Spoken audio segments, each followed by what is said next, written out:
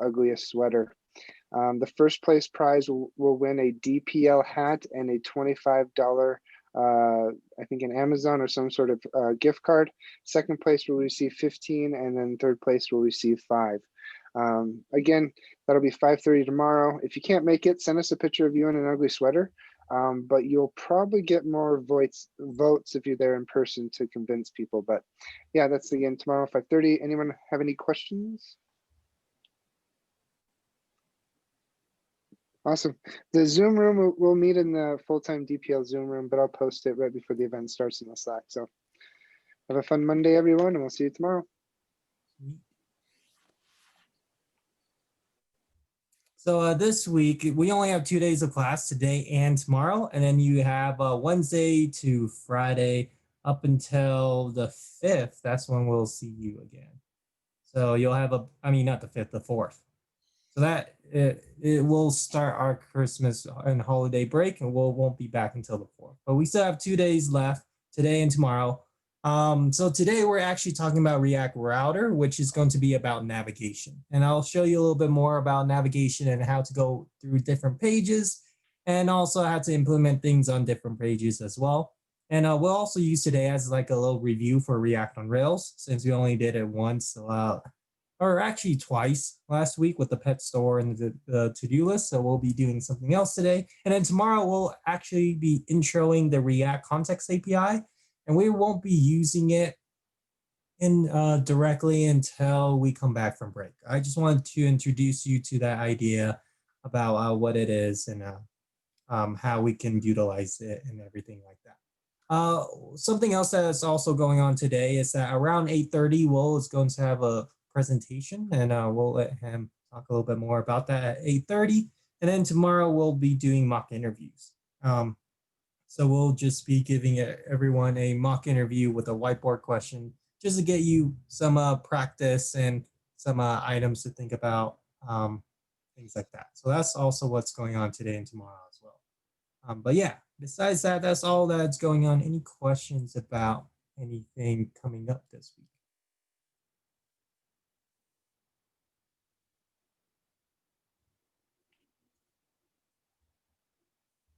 Okay, so last week we did a to-do list, and we also you also did the pet store with Danny. What else should we do for this project for today? Something with CRUD actions or something with that along those lines.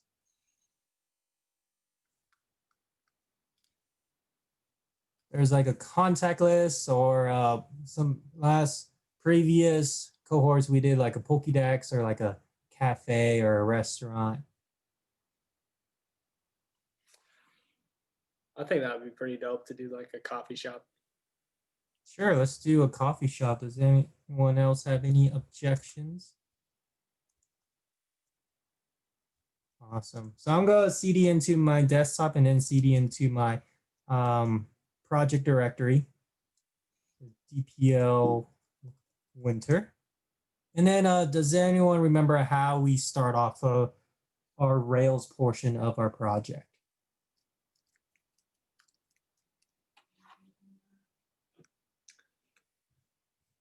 Are we doing a React app right now? Okay. Yeah, it's going to be a full stack environment, and then we'll add one more thing to the React side that we'll cover today. We don't do create React app, right? Like right away, the dash. No, not yet. So do we do Rails new and then the Rails file name?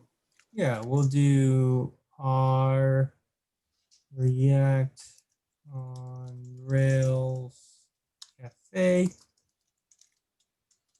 and then dash D Postgres UL, and then what else after? The minus API. Yep, the API. Or dash API, yeah. Exactly. So make sure that you do have the dash API flag there, because we want our backend to just handle our backend. We don't want to generate any of our front end or anything like that.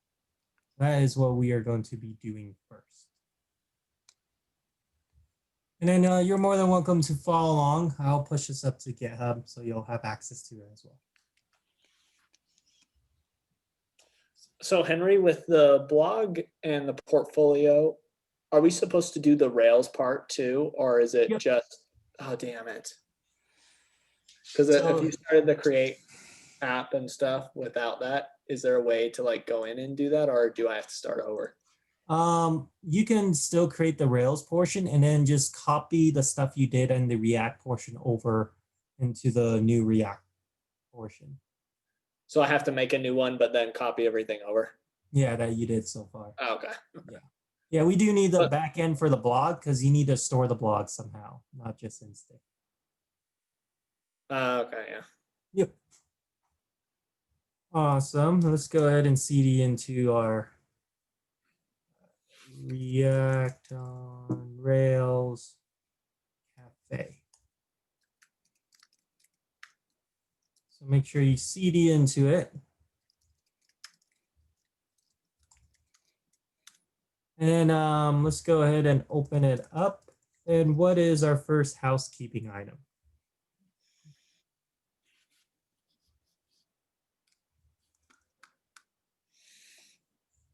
We would add, check our gem file and add gem fry. Yep. Let's go ahead and do pry. And we'll also do faker to have some fake data to work with. Well, that should be good. And then later on, we can add more stuff, but those are the only gems we need for now. So this will go into your gem file. And what happens when we get new gems in our gem file? Bundle.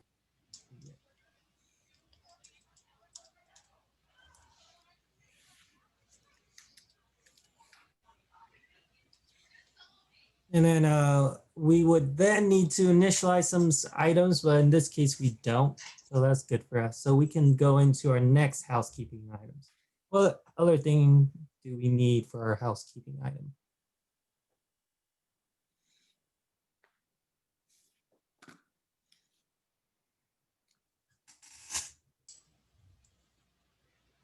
Would that be the DB create or no?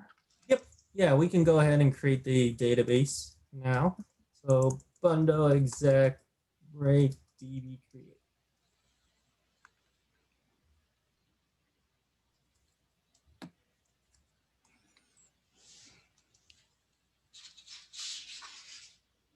Nice.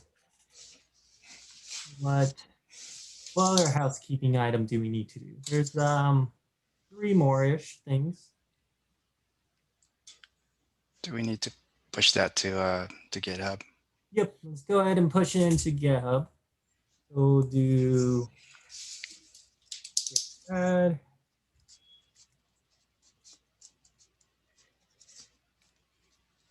Git commit.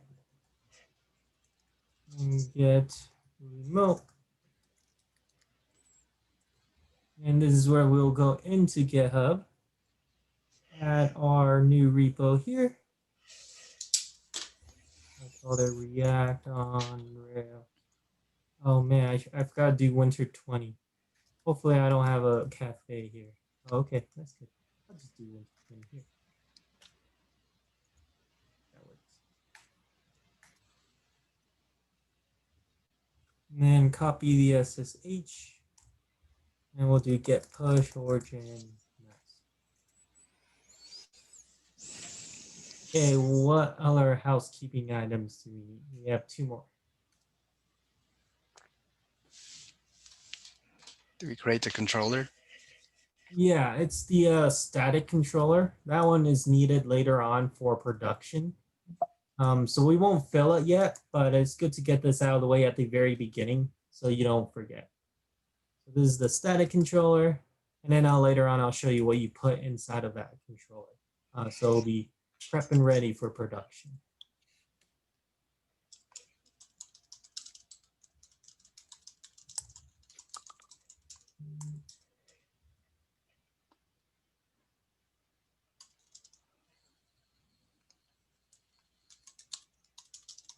Okay, what's our last housekeeping item? Are we ready to make our table or model? Yeah, let's go ahead and do our table and model. But let's plan it out first because we're making a cafe, but we don't know what we're going to do with that cafe yet. So let's go ahead and do that. Let me see. I am going to draw, or actually, I'll just do it in the README here, because that way it'll be on GitHub as well. So let's say that we have some tables. What tables can you think of for a cafe? What does a cafe have? Menu? Yeah. So let's say that that we're able to have multiple menus, right? Like for example would be like a breakfast menu, a dessert, and like a wine, etc. Right? So we're able to create different types of menus. So if that's the case, menu itself would be a model as well as a table. What would go inside of this menu? What attributes? So do we just need string essentially and prices? Um, Or yeah. So the first one would be like some sort of a string. Let's name it like title, which is going to be a string, like the title of the menu. So it could be like breakfast, dessert, etc. I think for the prices, that would actually be a different thing. That would be like a menu item. So okay. we can do item as another table, and then prices would be in that one too.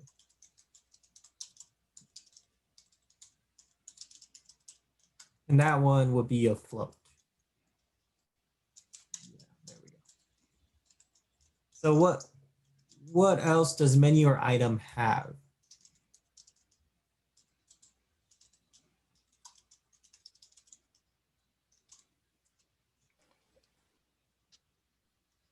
We want to list the items on the breakfast menu or dessert menu or wine menu. Yep. So I think it also needs like some sort of a like item name or something. We'll call it item name. And then that will be listed on the menu itself. And then let's see, what other things? Is there any relationships you can see between these two?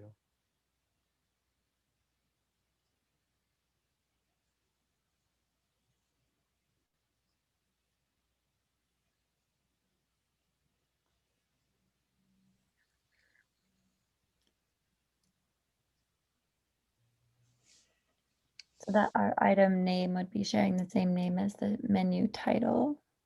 So this one would be different. Not quite. What associations can you derive from the menu and the item here? So menu would be as many items, and item belongs to menu. Perfect. Nice. So that means that this one also has a menu ID, which is a foreign key constraint. So this is our foreign key here. Nice. Sweet. Let's just stop here for now. I think this is a really good MVP for our cafe. So we have a menu, which is like only has a title and it has many items. And then the item will have the item name, price, and then the menu ID there. That's a really good one there. That should help us get started. And then if we think about any other tables or attributes, we can add them on later. But I think this one will get us at a good point, at a good starting point from here. So this one will work in our case. Like for example, since we're building a cafe, let's say that we have like a breakfast menu. And that would be the menu's name, right? That would be the menu's name with the title here. Then inside of that menu, it has many items. So then it will have like the item name, which is like muffin.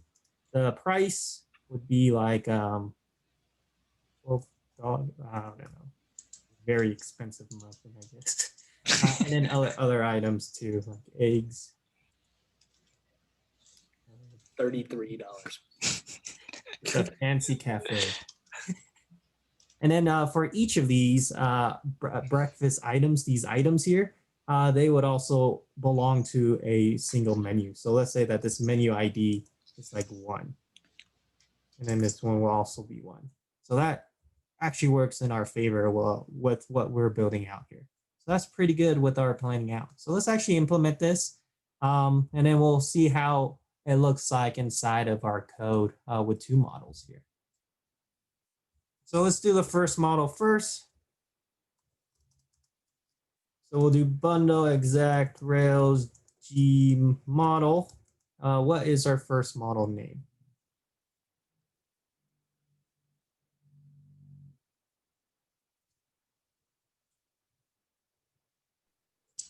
Menu.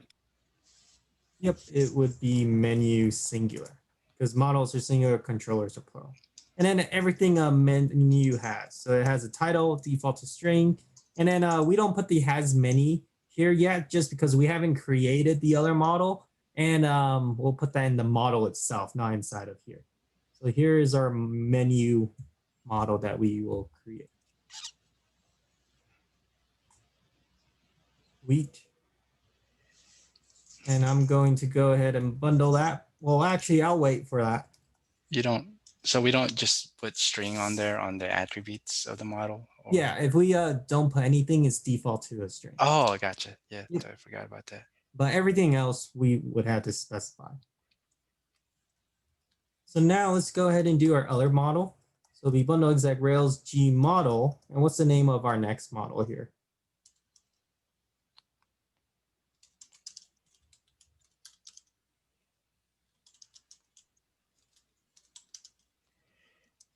Item. Yep, it will be item. And then everything an item has. So this would be item name. And I'll just do item name like this, or else if we just do name, that might be confusing later on. And then we'll do price. That is a float. And then we also need to do what else? Does anyone remember? FK. Yeah, how do we generate that? That belongs to. Yeah. Oh, okay. So yeah, right here, if you don't remember, if it is belongs to a single parent, it'll be the parent's name, belongs to there. So the parent in this case is menu belongs to. And that will create the FK, the foreign key here.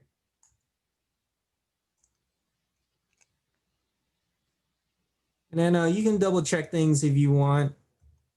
Pretty sure we got everything before we migrate. But if any of those look like they shouldn't, then you can go ahead and delete them and then regenerate them correctly before you migrate. If you did migrate at this point and you did mess up, you have to roll back that migration and then redo those steps again. But in our case, it looks like we are good. So then let's go ahead and migrate. We'll do bundle exec break db migrate.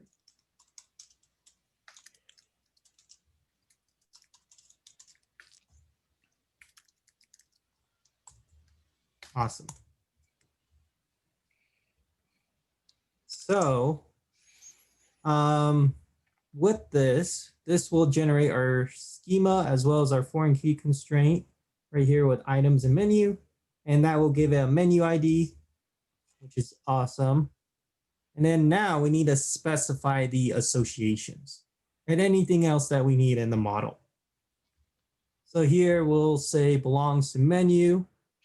Oh wait, we'll do menu here first. So here, what's the association that we listed here for menu?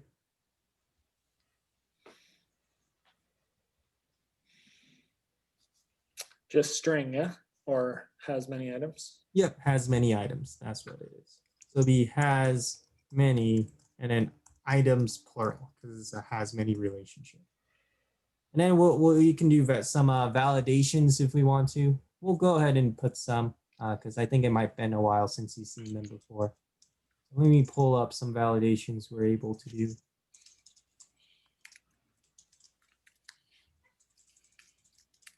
So we can do validate the title, presence, true, I think. Let me double check that before I slack this out.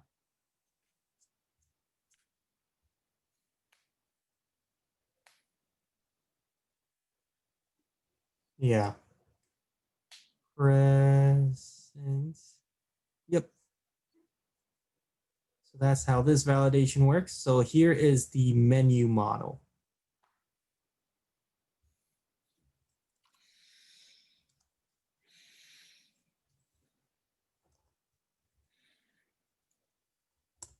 There we go. And then let's go into the item here. And it already has the belongs to, but what validations are we able to put in here? So we have the item name and then the price.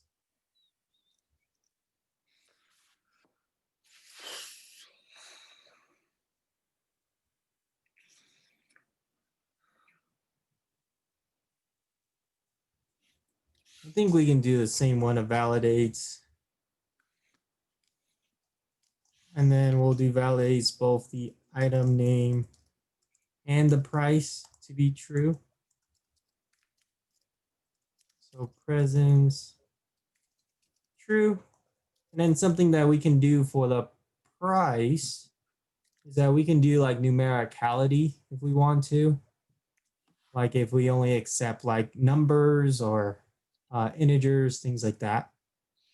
So you can do that here too. So it'll be like validates price to be numericality.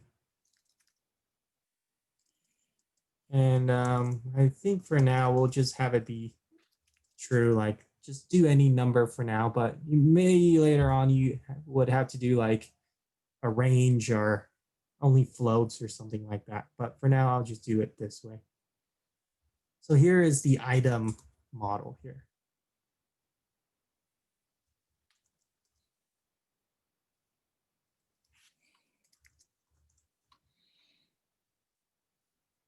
I think I spelled that correctly. Yeah. Awesome. So now we're done with the models.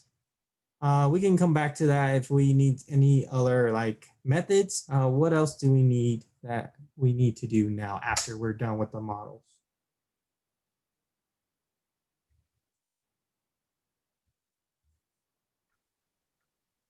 Would we go on to the controllers? Yep, let's go ahead and generate our controllers now. So it'll be bundle exec, Rails G controller, and then order does matter. And well, order doesn't matter with the model names because of the associations, but I typically would do it the same order for the controller as well. So which controller should we generate first? Menu. Yeah. But in this case, as you remember when we were generating our controller, we need to do an API and then slash the name of the controller. And this will be menus plural because models are singular, controllers are plural. And then we'll also skip the routes because we'll be writing our own routes. So let's go ahead and do that for our menu. So don't forget this API slash there because we want to namespace everything API.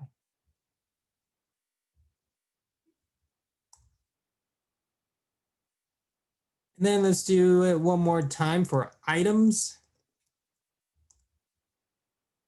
I just pressed up and then changed menus to items. And again, it's plural because it is a controller. Okay.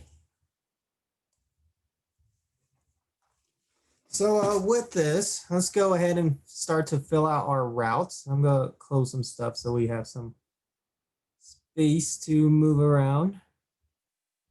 So inside of our routes, so this is where things get a little bit different starting today, is that inside of these routes here, inside of your config routes, these are your API routes to do CRUD actions. Later on, when we go into the React side, those are your navigational routes. So technically you have two different routes. This one that we're defining inside of the config routes, that is your API routes here. So that's how you're able to do certain CRUD actions inside of your backend. So here we need to namespace everything API because everything is in the API folder. And then what do we put inside of here? There's actually two things we need put inside of here.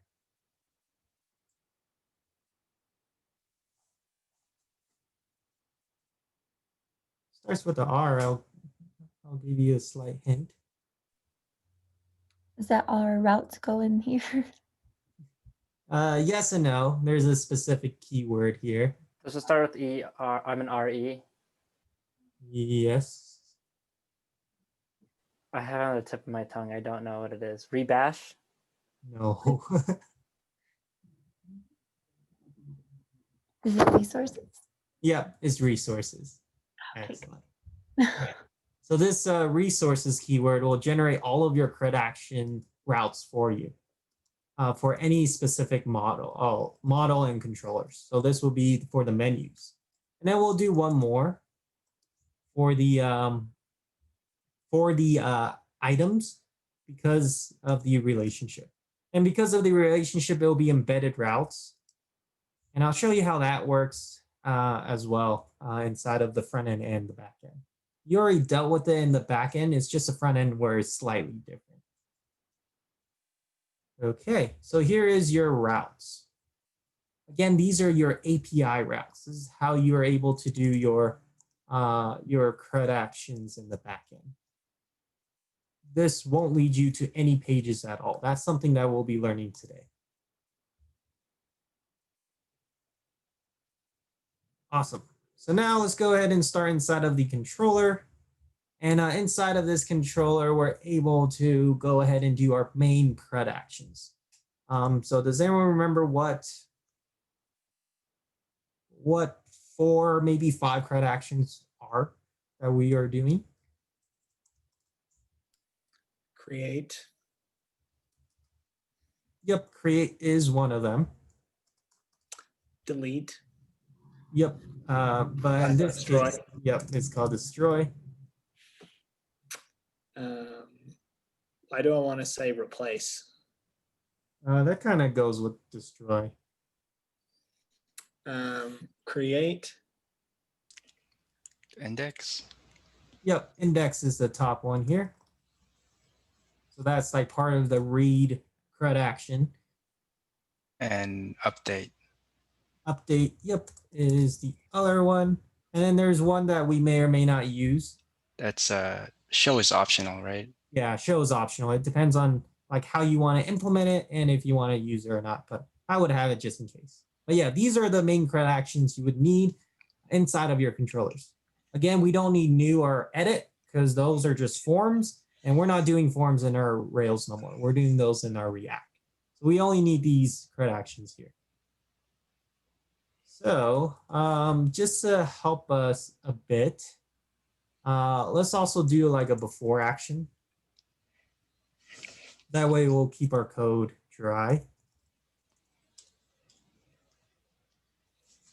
Before action, we'll call set menu. It's like this. And then we'll do it only. You can also do accept. We can do accept at this time just to change things up. So except for index and create.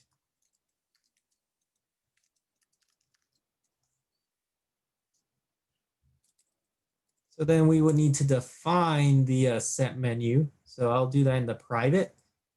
So it'll be def set menu. And this one would be that common code that we always do to find an individual menu. So this will be at menu equals capital model name, which is menu.find params ID here. So that would find an individual menu.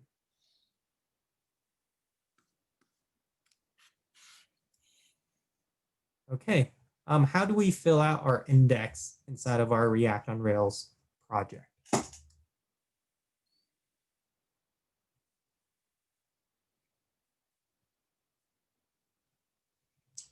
You would render to JSON. Yep, it will be rendered JSON.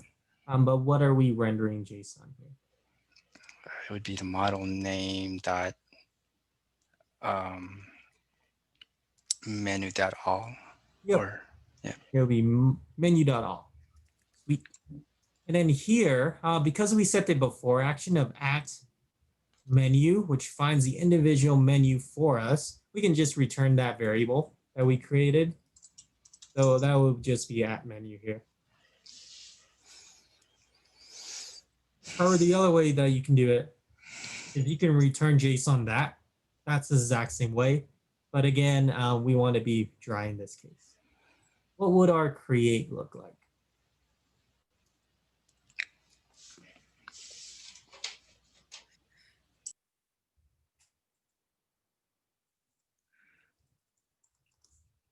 What do we do before our conditional here? Is that the at menu? Yep. Equals menu.new. And then your menu params. Correct. What is our condition here?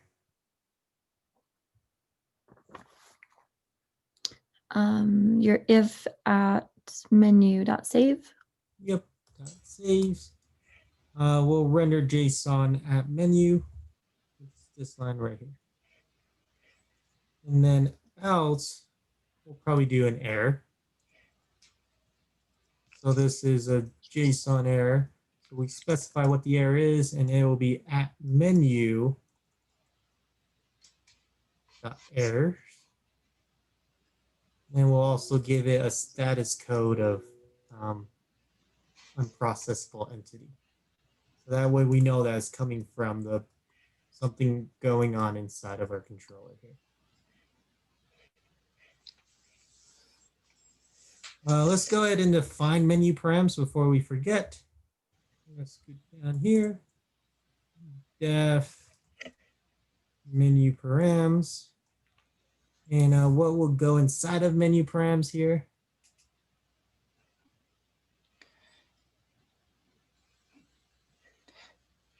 params dot require Yep. parentheses colon we're doing menu, so menu, and dot permit parentheses and the attributes with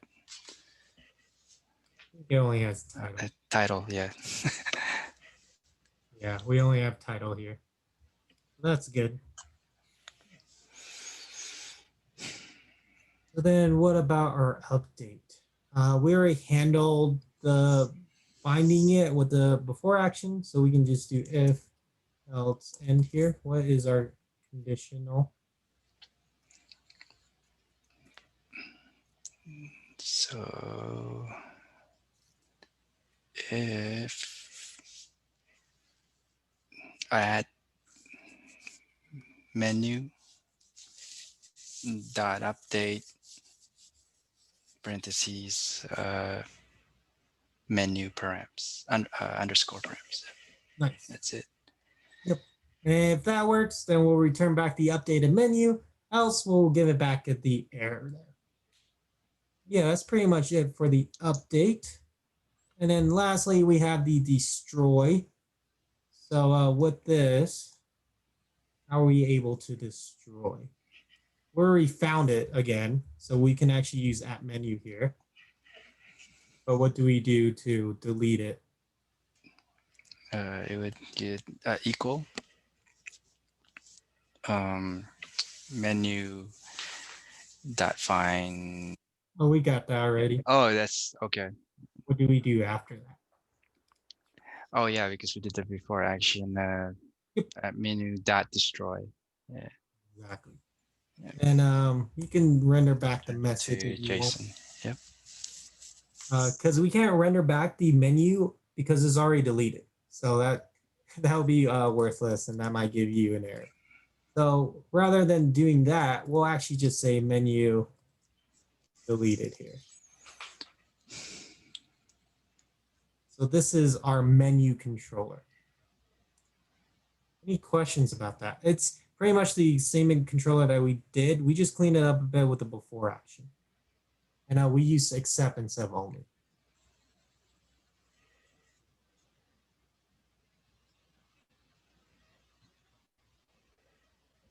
Hopefully I don't have any typos, but we'll find out once we start our stuff. So now let's do it one more time, but in this time we'll do it inside of our items controller. So this one is slightly different because of the associations. So here, what do we do at the very top? Because of the association.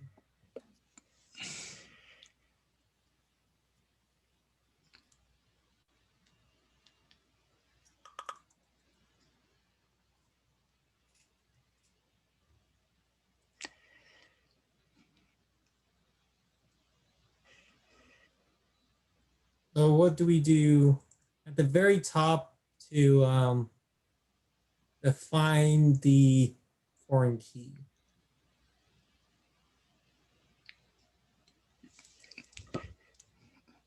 Isn't there? Do you do a, Isn't there Boolean somewhere with foreign keys or no? Not in this particular case, no. we don't do a validations in there, do we? No. No. Yeah, that would be in the model. It's more of having to do another method within our before action. But what do we do inside of this before action? Does anyone remember? We are setting params or no? not yet. Set menu? No. Yeah, it is set menu. You're correct. Okay. Because since this is the items controller, and as we remembered, there is an association between these two objects, right? So menu has many items. Items belong to a menu. So that means that it has a foreign key constraint. That also means that we need to pass in the menu ID everywhere. That's why we need to do a before action of set menu here. And then inside of the private here, we need to go ahead and define what set menu is and also define the parent here. So this will be at menu equals capital M dot menu dot find. But then in this case, it's not params ID because the ID references to the current object and the current object is items. We don't want the items ID here. That will be incorrect. We actually want the menu ID here. That also is what shows up in the routes. So yeah, if it is a child controller, you would need to set the parent's ID here. Let's also clean up our code a bit too with the before action of that item. And then we'll also do except here too. Or if you want to do it the other way, you can do like only. Then it will be only show, update, and destroy. So either way, you can do it either way. You can do except or only. So this is what the except look like.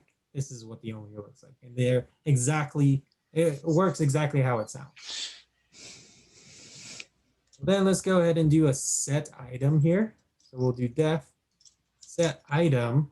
But since this is a child controller, what will we put on the right hand of the equal sign here?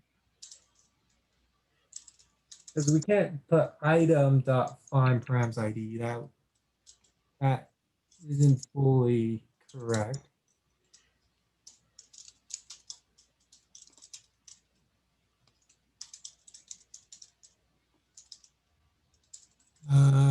Let me take you over here. So because of the child controller, we are replacing all of the capital M model names into the at parents.children here. That's the difference between the parent controller and the child controller here. So here, what do we put here if it is a child? Who's the parent in this case? Our menu is the parent. Yep, it'll be menu dot and then the children's, which is items, and it has to be plural because it's children's. And then this is where you'll do the find params ID. So this is the child controller.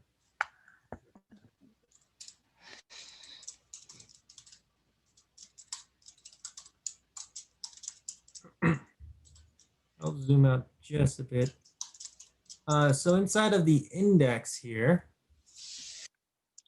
we are rendering JSON still, render JSON. But what are we rendering JSON?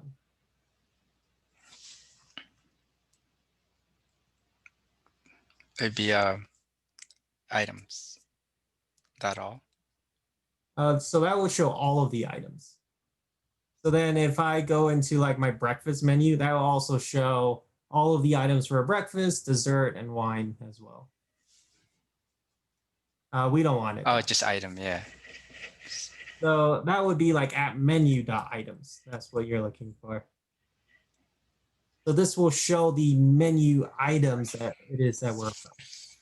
So if we're on the breakfast menu, then it will show all the items for the breakfast menu. If we're on the dessert menu, then it will show all the items for the dessert menu. That's why this one here is at items, at menu.items here.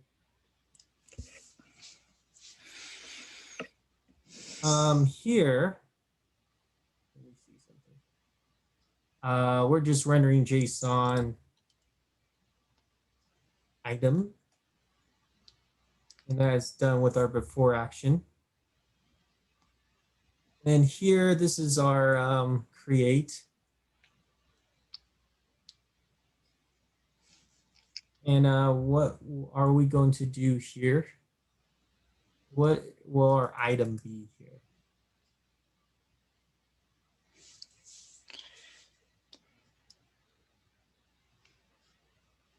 So it'll follow the same pattern, but it's slightly different.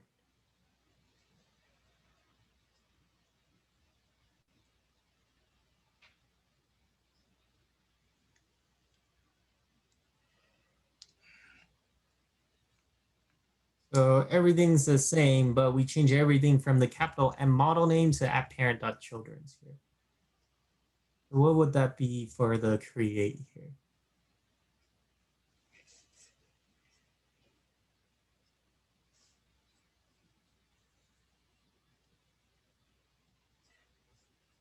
So what would it be before? Kind of stuff that out first then. So pretend this is the parent here. What would be on the right-hand side of this? So it would have said at model name equals model name new. Yep. So it'll be item name. So it'll be item.new and then what the items params, right? Right. But then since this is a child, we're replacing everything with the capital model name with the at parent.children's here. So who is the parent of at item here?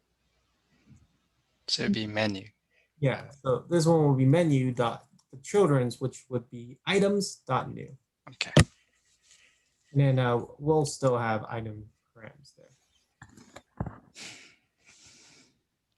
And then if at item dot saves, then we'll render JSON item. Else we'll render JSON the errors. And this will be at item.errors. And this will also have unprocessable entity as well.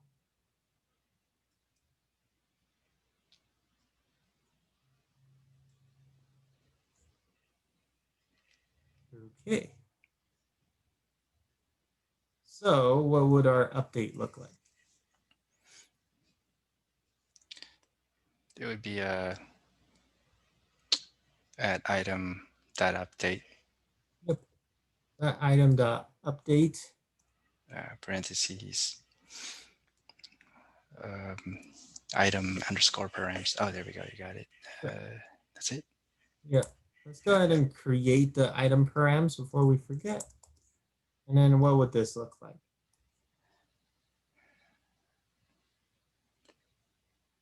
Item params. That would be params dot require parentheses colon item dot permit, and keep forgetting the attributes for the item. What did we have in there? Go ahead and check inside of our DB schema. And then item has an item name and then a price. And then this Okay, one so item name and price. that's it. And then lastly, our destroy. Destroy would be at item dot destroy. Yep, item And dot then- destroy. Then we're gonna render that to JSON. The error message, or no, it's not an error message, just menu deleted, right? Item delete. Yep, Or yeah, item delete. Yeah. nice. So yeah, this is almost the exact same controller, but because of the associations, we also need to pass in the parent everywhere, which is why we also need at menu the items in certain spots. And then the rest of it should be relatively similar from there. But we definitely need this before action of set menu. So here is the items controller. So I'll do items controller. So like when we created our blog with the post, it would somewhat like be similar to this, right? Our controllers. Correct. So Yeah. your menu would be like a blog. Yeah. You want to do it that way. And then your items will be like a Would be post. the post. Yeah. So yeah, there's multiple ways you can do that. Sweet. So yeah, that should handle everything in our backend for now. Let's go ahead and push it up to GitHub. And then let's actually create our React app. So that way when we come back from break, we actually have that all created and we don't have to worry about creating it. We can just go ahead and initialize it afterwards. So let's go ahead and push this up to GitHub and then we'll create the React app from there. But that is all the backend stuff that we need to do, which is the models, the controllers, the routes, and any other configurations in the backend. So nothing about styling or anything goes there. That also goes in the front end. So any questions about that?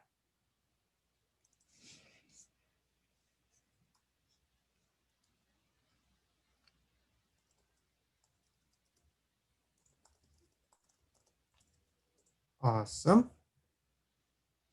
So I am actually going to split my terminal into two. So you can do that with Command Shift D as in dog. And I'll zoom this in for you. You don't have to zoom in. And then here, I'll have my top one be my Rails and then my bottom one be my React. And you can have one more for your GitHub. I usually do, but for now, I'll just have it be right here. So here, since this is for the React, I therefore need to create a React. But what is the command to create the React project here? It would be a create React app. Yep. Client, right? Yep. So there's multiple ways you can create a React app. And again, we do want to do it inside of our Rails project. So make sure you are CD into your Rails project and create a new React app called client there to handle everything on the client side. So go ahead and do that. And I'll probably do one more thing here. I'll do and CD into client in this panel. So that way, once it's done, if there aren't any errors, that should also CD into our client directory afterwards. And we'll leave that running and everything till then. And then let's go ahead and go into our first break. Let's come back at 7:20. And then when we come back from break, we'll go ahead and configure our React site. So I'll see you all at 7:20. Oh, wait. Let's go ahead and get back into it. So before we left off, we actually started our Rails portion and we finished that up. Now we also started our React portion, and now we are going to go ahead and start the React portion from there. So this should be created for us in CD into our client, which it did. And now, with all of that done, I'll leave those open, sure. Our client folder is created there. What is our housekeeping items for the React side?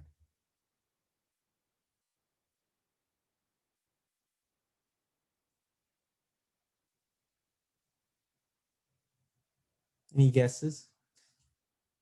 What do we need to do when we do a new React project?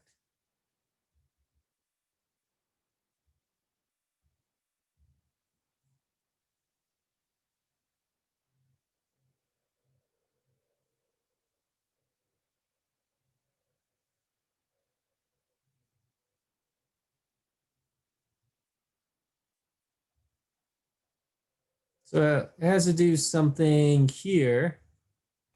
Oh, Also something else here. it's never mind. I don't know. You got it. It's on the tip of your tongue again. Can you give me the first letter and I'll tell you what it is? The first one has to do with the P for package. The other thing also starts with the P.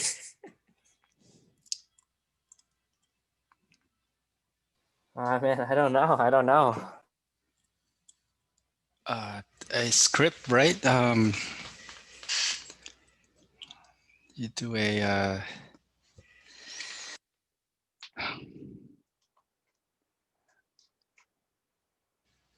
Right here.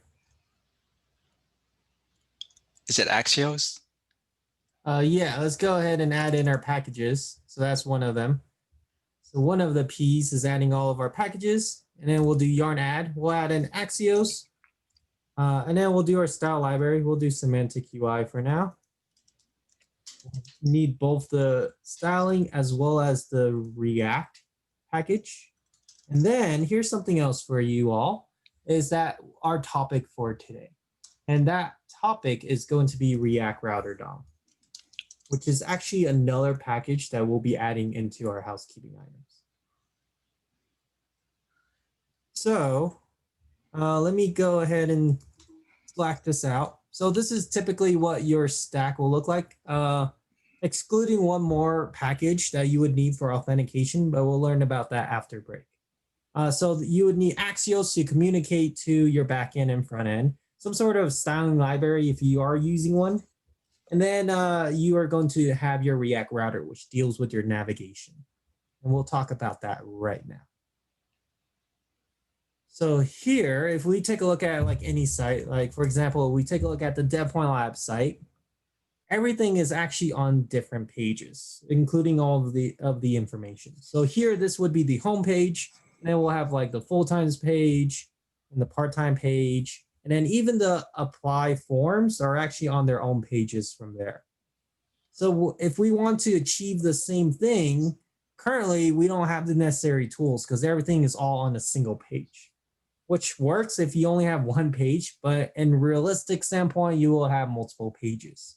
So this is where React Router comes in. And we're actually using the React Router DOM. There's other alternatives in like newer versions like React Reach and stuff. And this also works for web and native. So we'll be using React Router from this point. So here is the documentation. And what React Router allows us to do is that it allows us to do a single page application, but it also gives us the ability to have routes for navigation.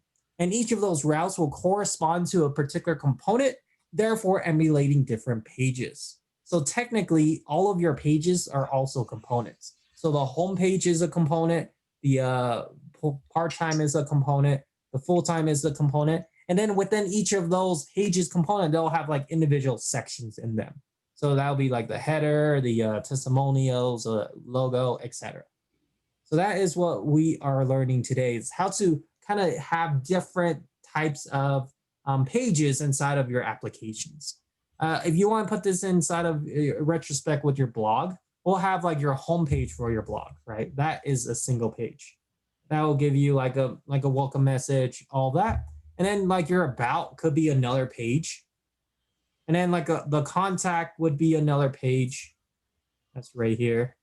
So that would be like another page for the contact and the contact form. And then you'll have another page for like the blog. So that'll be like this. Things like that. So that's how you can apply that into your project coming up. So you'll have different pages to do different stuff. So one of the things to get that going is that in your initial creation of your React app, you also need to add in this package right here. So that is the first step. The other thing that we need to do, like all of the packages that we need to do, is that we need to go ahead and configure some packages. Some of the packages that we need to configure is the semantic one. Axios, we can use straight out of the box. Semantic React, we can use straight out of the box. But with the React Router DOM, we also need to do some configurations there too. So let's go ahead and do those configurations. So that actually, it goes into your sources index, because we want to do things globally from here. So here, what I am going to be doing is that I am going to first configure my style library. So this is my like semantic UI CSS / semantic.minify.css. So that's the first thing, is to configure your style library, however it is that they tell you to configure it. The other thing is that inside of the quick start here that we have, we need to go ahead and have individual component to kind of define our routes here. And that's where the browser router component and what we're going to be using that with. So this will be import browser router like so. So this is another housekeeping item that you need to do. So browser router, and then this is from React Router DOM. What the purpose of this component is that whatever you're wrapping this component is, that will be in charge of your routes, your navigational routes. So here, app will be in charge of our navigational routes. So that means that all of our routes will be inside of our app.js. And then our other components, they could be in charge of other things from there. So that is one of the things that we need to do at the very beginning. And if you have any other configurations with your packages, you would need to do those as well. So here is the client folder source, and then this is the index.js.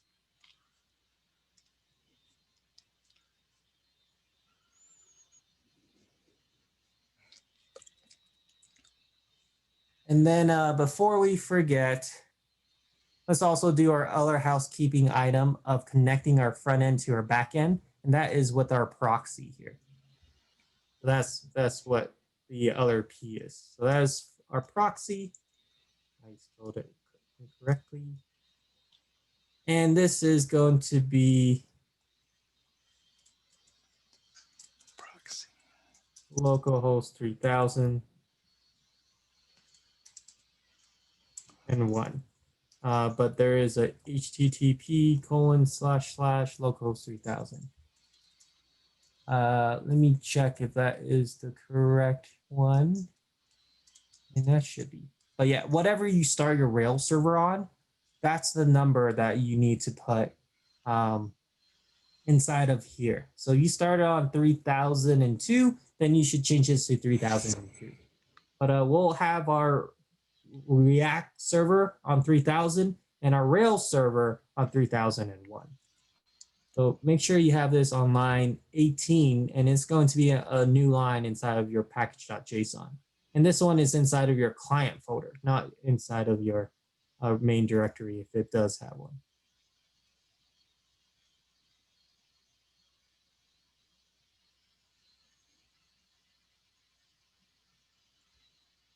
So that is our proxy to connect both the front end to the back end.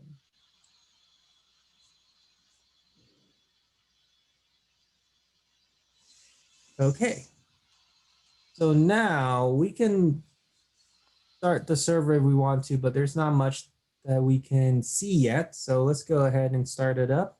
So here in your React server, you are going to do a yarn start. So inside of your client folder, it'll be yarn start. Inside of your Rails server, this one, the Rails project, your whole main directory, this one will be starting up the Rails server, but in a different port, 3001. If you just do Rails S, I did but no exact, it will give you an error saying that there's already a server ran inside of there. Make sure that you're doing this one in the main directory here. And then inside of the client folder, you're doing a yarn start.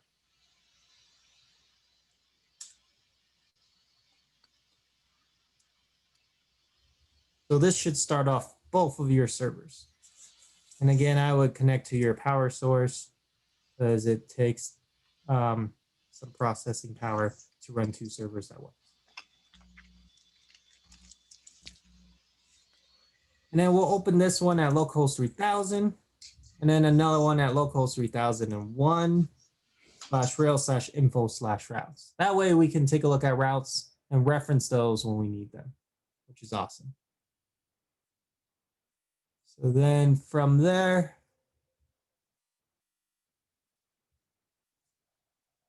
we're able to have this with us, which is good.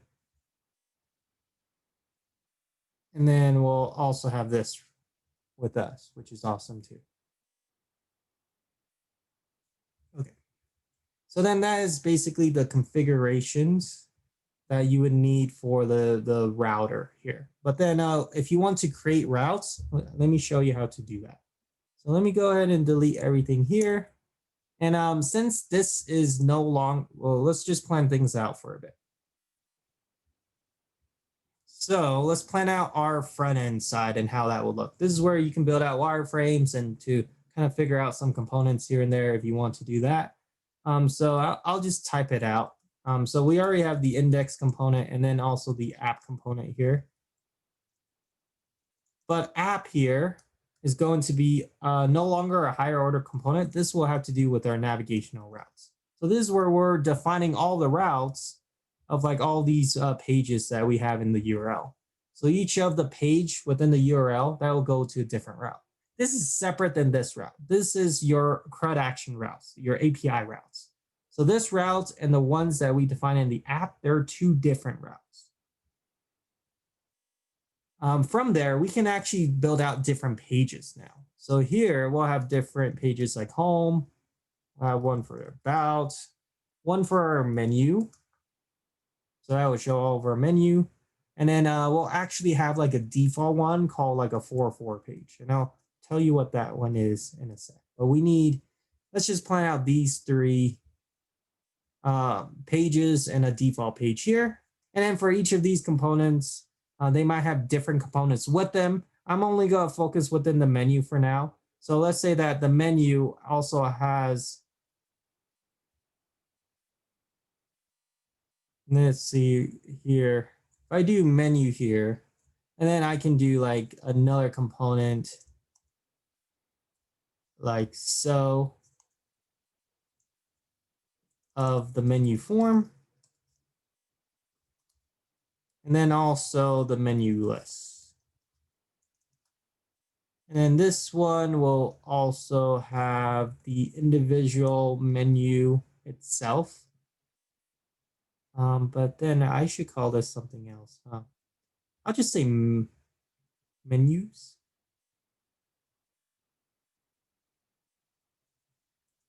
Yeah, I can call it menus.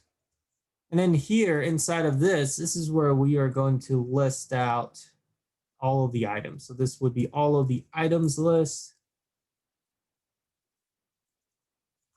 And then let's actually approach this from like a owner standpoint for like they're able to add and update and delete some menu items.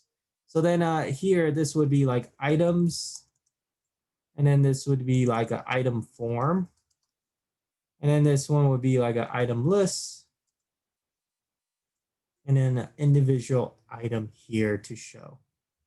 We may or may not go through all of them. If not, we might lead it into tomorrow. But those are all of our components and pages. So each one of these are going to be a page.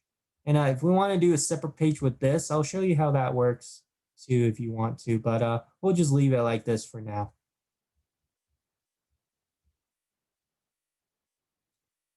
So with that in mind, we actually have a plan of what it is our routes will be. So we'll have one route for the home page, one for the about page, another one for the menus, and then our default one if it doesn't match any of those other routes. So let's go ahead and let me show you how that looks like. So with this, since we aren't running any sort of crazy logic, I am going to go ahead and have this be a presentational component. So then this will just be a presentational component like so. And then I'll have just an empty pair of like that if I want to. But yeah, and then I'll do like an import route from React router DOM. So what this will give us is it gives us the ability to create routes. That's based off of this documentation here. So we take a look at our routes here. We're able to define the routes of what the path is. So that's the URL and where it goes from that component. So you can do that multiple ways. We'll be doing it this way actually. So here, we'll do our first route here. So let's build out our file directory. So I'm going to do a new folder of components. And again, your folder name should be all lowercase. And then we'll do one for shared inside of the components. And then another one inside of the components of menu. So then inside of your components folders, there should be a shared folder and a menus folder there. So then what I am going to do is, let's say I have like a home page with a home component here. So this will be home.js. And I'm just gonna do this simple. Technically, you would have a bigger home page, but for demonstration's sake, I'm just gonna simplify it just a bit. So I'll just have it say home. So this would be like H1 home page. Again, this is not a realistic home page. It's just an example. And then we'll export default this before we forget. So export default home. So this is going to be inside of this particular file path. Again, it is inside of your components shared folder. And then inside of there will be a home component. And then it will be home.js here. And this is what goes in there. We'll do another one. We'll do the same thing for the about. I'll just copy this. And then I'll do a new file for about. And then I'm going to paste it here. I am going to do multiple cursors. If you want to do multiple cursors, you can option click, and that will give you multiple cursors. So you can hold option and then click on the places where you want extra cursor. So that way you can manipulate like 3 places at once if you want to. So again, that's option, and then you're clicking on the page or parts of the page that you want where the cursor is. So let's go ahead and let me go ahead and send this to you all as well. So this will represent our home page and our about page.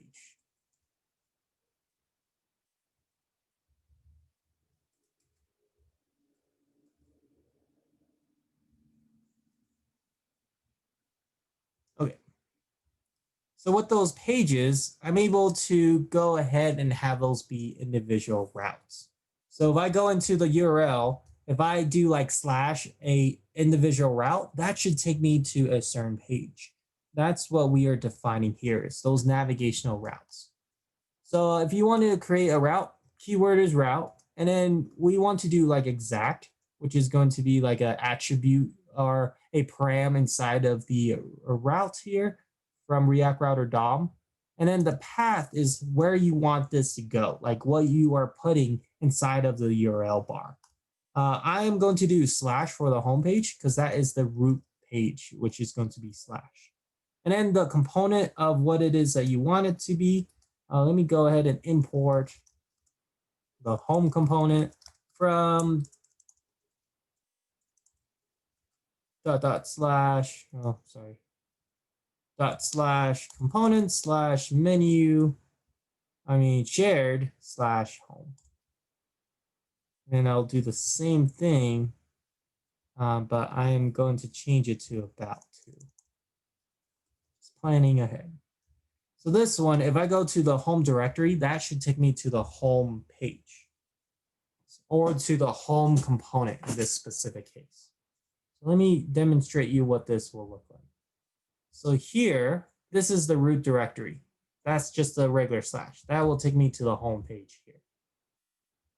So now let's say that I want another path, another route, and this one goes to the about page. And I can't have it be the exact same path because then it will get confused. This one would be whatever it is that you want to specify. It could be like slash taco.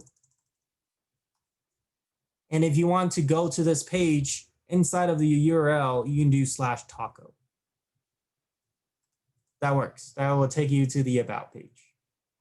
Or you can do like slash whatever you want. It will still work. Whatever the place that goes here, it doesn't really matter. But usually what I like to do is I like to keep it relative. So if it's for the about page, then it will make more sense if I do slash about rather than slash taco, right? Even though taco is a good route as well. So then I can go to the about page, and then I can also go to the home page. And they're actually two separate pages because they're two separate components that I did, which is excellent. So that is how you're able to do different individual routes from there. But we need to also figure out something here. Like what if I did do slash tacos, or if the user specified a route that we haven't specified inside of our navigational routes here, right? So here actually gives you a blank page. Technically, it should give you an error or it should reroute you back to the same place.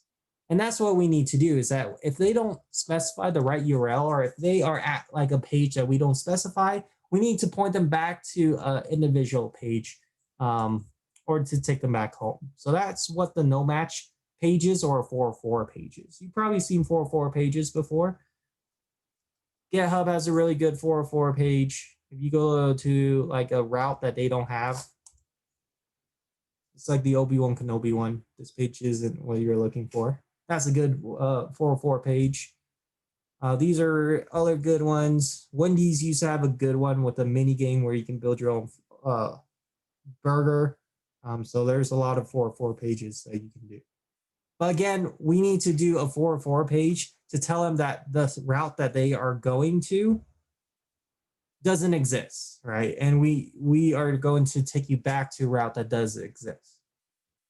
So that is what we are doing here. So let's go ahead and create that in the shared folder. And that would be, you can call it whatever you want. I usually call it no match. And this one here, I'm actually going to import something else here from the React Router library. So this one is going to be your link tag here. So what the link tag is that it is your link to tag in Rails. Remember how a link to tag, it takes you somewhere inside of the application. In our case, inside of React, we're actually going to be using link. So if you want to navigate somewhere inside of your navigation, inside of your site itself, then you would use a link tag. And that's what we are going to do here, is the link tag. So I'm going to import capital L link from React Router DOM inside of my no match one. And I am also going to do a presentational component, but technically I've seen people go all out with some no match pages, so they're pretty cool. But we need to specify some things. If first thing that we are going to specify is that I'll do like it in an H2 or whatever. You can have it be whatever HTML element makes sense to you. So I'll just do error 404 page not found. And then what I like to do is that I like to link them back to the home page. So return home here. And then this one will take in a prop of the two and then where it wants to go. And in this case, I want it to go back home. And then before I forget, I'll do an export default, no match.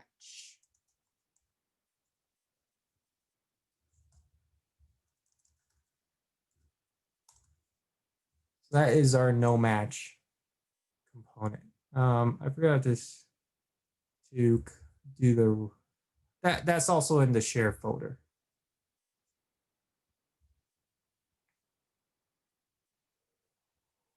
So here, if we go ahead and go to /tacos or / wherever that we didn't specify, that should take you to the no match. Oh, sorry, we didn't implement that yet. Let's go back into the app and implement our no match.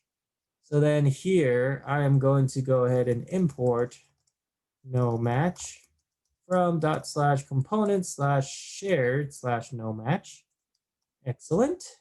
And then there is your routes order does matter. Your no match should be at the very bottom. And I'll kind of show you why. But make sure that if you do have a no match component, it would be at the very bottom. And we don't need an exact path because we don't want a specific URL that goes to this specific path. We just want it to exist, but only exists when we tell it to. But let me show you this first. So if I go to /taco, then it will go here, which is my 404 page, and then I can return back home from there. But then we actually get a slight problem. Even though that I am back in my home page, it also renders the home page as well as the 404 page. I don't want that. And that is how it is rendered here, is that it goes from order of execution. I'm actually executing both the routes for the home page and also the no match page. I don't want that. I actually want to do it one at a time. And if there is no match found, then I am going to do this no match component here. So that actually takes us to another component that we are using inside of React Router, and that is this switch here. And this kind of works like a switch statement.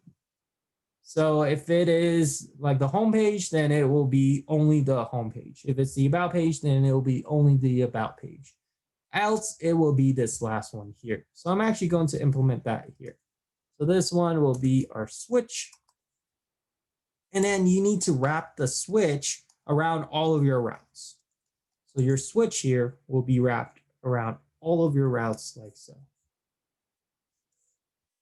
And your default, your default case would be the exact bottom one. So make sure that your no match is always towards the bottom, because if you do it anywhere else, you'll end up with the same problem of what we had before, that it will render two pages at once, and we don't want that. So make sure you have your switch, your no match is at the bottom. So now if we go ahead and go to /home, and also we'll do like /about, that still works. And it also, we go to somewhere else that isn't specified, that will take you to the no match. So that right there is awesome. So let me go ahead and slack out the app.js so far. Okay. There's one more thing about React Router that I am going to teach you, and that is how to do a nav bar. Because technically, if you think about it, a user won't know what URL path it is that they are specifying. Like they're just getting like the shot in the dark, you know, like you might have a about route, you might have like a about or a contact, but there's no way for a user to actually know that. So you need to do some sort of a navigation to kind of guide them through your whole application. And you can do this in a nav bar, or you can do it in a footer, or like a modified version of either of the two. But most people, they actually use nav bars. And that's what we are going to be building. It's a nav bar. And we'll slightly style it so it won't look relatively ugly. So let's actually do a new file inside of the shared. I'll call it Navbar. And this is going to be navigating in between the pages from like home or about or later on when we have menus, etc. So this is our Navbar here. And again, I am going to style it. So I am also going to implement some stuff from Semantic UI, such as the menu. From Semantic UI, still from wrong. There we go. From Semantic UI React, and again, make sure it's the React portion. And then I also need to link them somewhere within my app. If that's the case, I would also need to bring in link again from React Router DOM. Because I don't want to link them somewhere else outside. That's going to be inefficient. I want to do it inside of my own app. And I need the link component from React Router to do that. So some cases, your navbar might be a presentational component. Other cases, it might be a logical component. That's really up to the type of navbar it is. The one that we'll be doing today will be a presentational one. But after the break, that might be a logical one later on. Okay, so here is our navbar here. So with our navbar, I'm going to have a semantic menu. And then within each of the menu, I'm going to have a link. And this will go to a certain route that I will specify. And then inside of here, because it's a semantic menu, I also need to have like a menu item. So it will be menu.item, and then whatever the link is. I'm actually going to have 3 links. One for the home page. So this one will go to slash. This one will go to home. Some people, they might use images. You can use images if you want. This one will use about. This one will say about. And this one will go to slash menus. And then this one will go to and say menu. So this is where it will go, which is the link. And then the menu item is what the item is going to say. So here is the nav bar. And that is in the shared folder, by the way.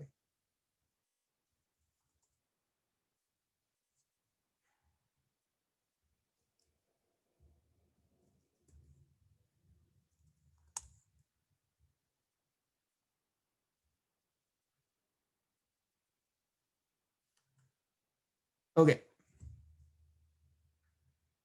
So now let's go ahead and implement that inside of our app.js.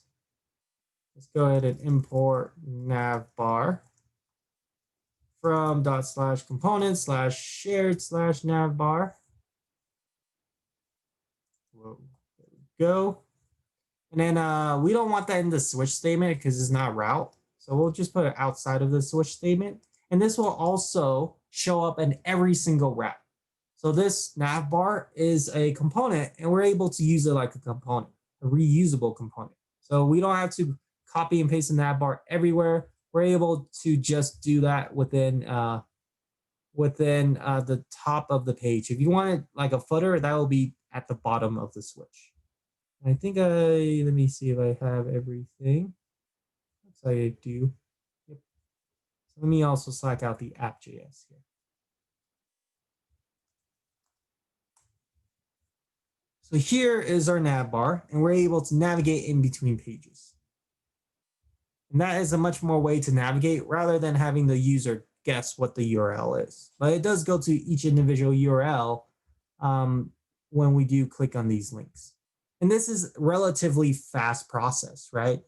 When we are doing this, when we're switching back and forth, we're actually just manipulating the DOM to do individual pages. Because back then, like if you're using like GitHub here, you go to like the home page, it does a full page reload. So there is some latency with that. Like even if you go to like your own personal page, whatever, there is a latency because it needs to reload that page and load up all the content. But then with the React router and then within React itself, I'm able to go back and forth without any full page reloads, and it's all in a single page application. That's what the one of the benefits of using React and React routers, the speed and the navigation of when we go to different pages, and it's treated as a single page application instead of multiple pages that we are doing and loading up and everything. So this actually improves our performance a lot. Sweet. Now, that's pretty much it for React Router. There are other advanced techniques that you can do, and I'll show you those, or Danny will show you those later on when we do our projects and our lectures. So those are a little bit different, but the main ones that you would need to know is that first you need to add it inside of your project with the yarn add command, and it is React Router DOM. That way it'll be added inside of your package.json for it to be used. The other thing that you need to do is that you need to configure it. So you need to configure browser router, and you need to specify that the app component will be in charge of the routes. So your app component is now in charge of the routes. So inside of your app, this is where all of your navigational routes will be defined.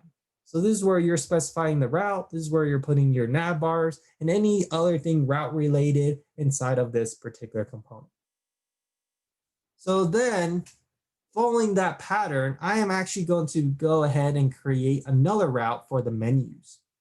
And again, make sure that it is above the no match, because the no match should be the last route. So this one, this will be, I'll just say cafe, sure. So this one will go to cafe. I'm gonna change this. Yeah, I'm gonna change my thing here. Where is it? So inside of here, I'm gonna call this cafe. That's a good one. I like that a lot better. So that will be my cafe route. So then inside of here, I am going to actually create a component inside of menus and call it cafe.js. And that is the page, that is what I'm loading. And this is now our higher order component. So here, this is where we are storing all of our menus, as well as all of our CRUD actions that we are usually doing, all inside of this component now. Usually we will do that inside of the app, but now the app is in charge of the nav. We're moving that down one more level. So this is our higher order component now, which is our cafe. So let's have that be here. And all of your higher order components are all logical components. So let's go ahead and import components from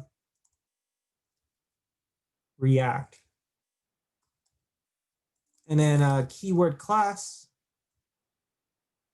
This is cafe extends component. And then let's also render and return before we forget. And I'll just render an empty fragment. And I'll also have it say cafe. So this would be a cafe. And then let's export default also before we forget.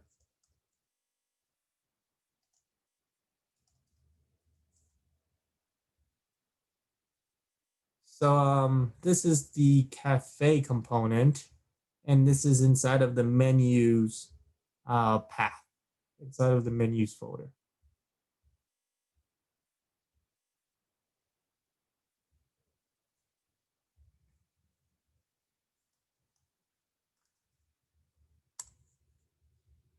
And then we actually need to do that route inside of here. So /cafe. So then this one will actually go inside of the cafe. So usually you can import it, but sometimes I can see that it sometimes auto corrects for you. So if you type in cafe here, it might auto import it from the place that it is that you want it. So that might work as well. So if you're using a component, you can try to type it out, and then you can auto import it like so. And that auto imports it from the correct place. So that's another way that you can improve your coding. But remember, you always need to import stuff that you are using here. I don't know why it's underlined. That's weird. Okay, I just leave it be.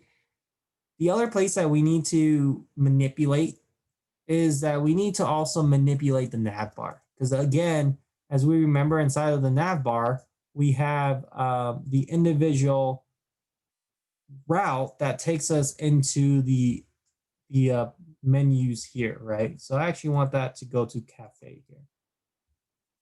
So here is the nav bar again. So now if I try this out, this should take me to the cafe page when I type in menu, which is awesome. I actually would have it say cafe. That makes more sense. I don't know. Depends on your cafe, I guess. Sure. Or menus. That could also work too. I don't know. I just say cafe. Awesome. So typically we would take a break, but since Will has his presentation and kind of want to move forward with this a little bit more, but we'll probably do more of it tomorrow or something like that. So we'll keep on going and then we'll see how far we can get with this. So let's go into the cafe. We'll start to do our before actions. And I mean, our before actions, our CRUD actions. That's what it is. So here, what we need to do, and I like to step this out, is that we'll go ahead and store the individual menus here. Because that's what state is really good for. It's good for storage, right? So then we need to grab those menus from the individual database that we are going to be pulling it from. So then let's go ahead and specify our CRUD actions. The first one is to do a read, but we can't read it until we have data. So we actually need to do this in the lifecycle method of component did mount, and this will grab our data. So this will, again, this one will grab our menus from the database and also set all those menus to state. And then we'll have the add menu. Again, we're doing like a ownership type of deal. So this is what the owner are able to see. So then this one will add to the database and also add to the state. And we'll do a update menu. Oh, sorry, this one takes a menu. Got to specify that. This one takes the ID as well as the menu.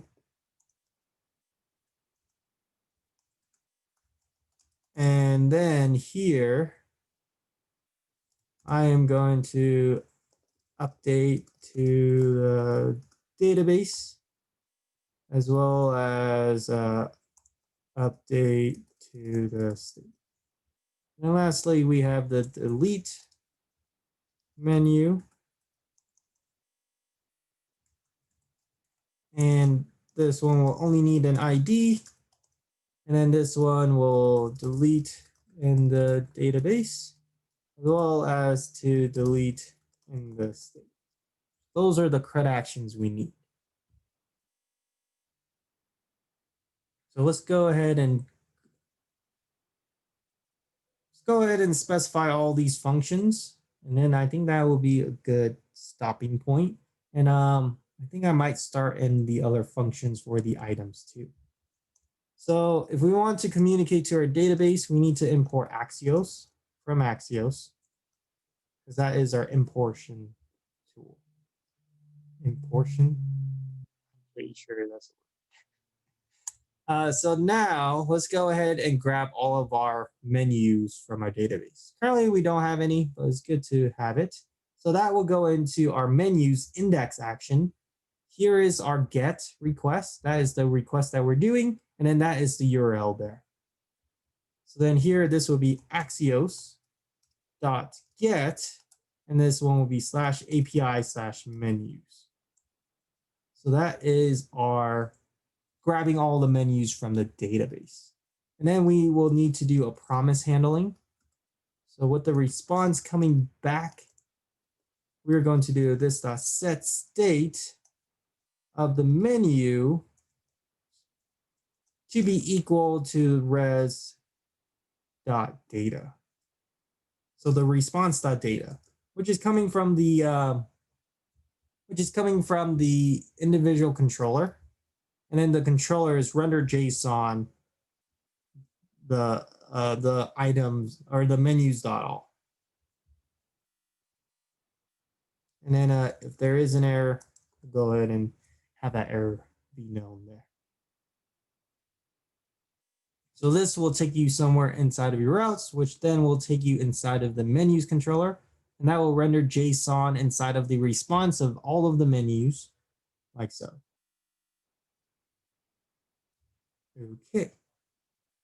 And then let's go ahead and you can do one at a time, or you can fill them all out at once. I'll probably fill out 2 at once, and then we'll test out some of the items. So then let's go ahead and do an Axios dot. Let's go ahead and check this out. What is the HTTP verb for this route, this API route right here? And then what is the URL path that I need to go to for that?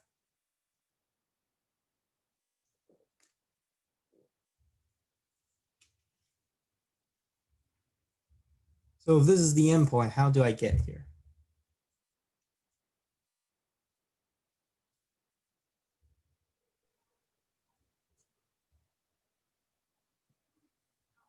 Is it the show? This one right here for the create. Oh, for create. I'm sorry. Yep.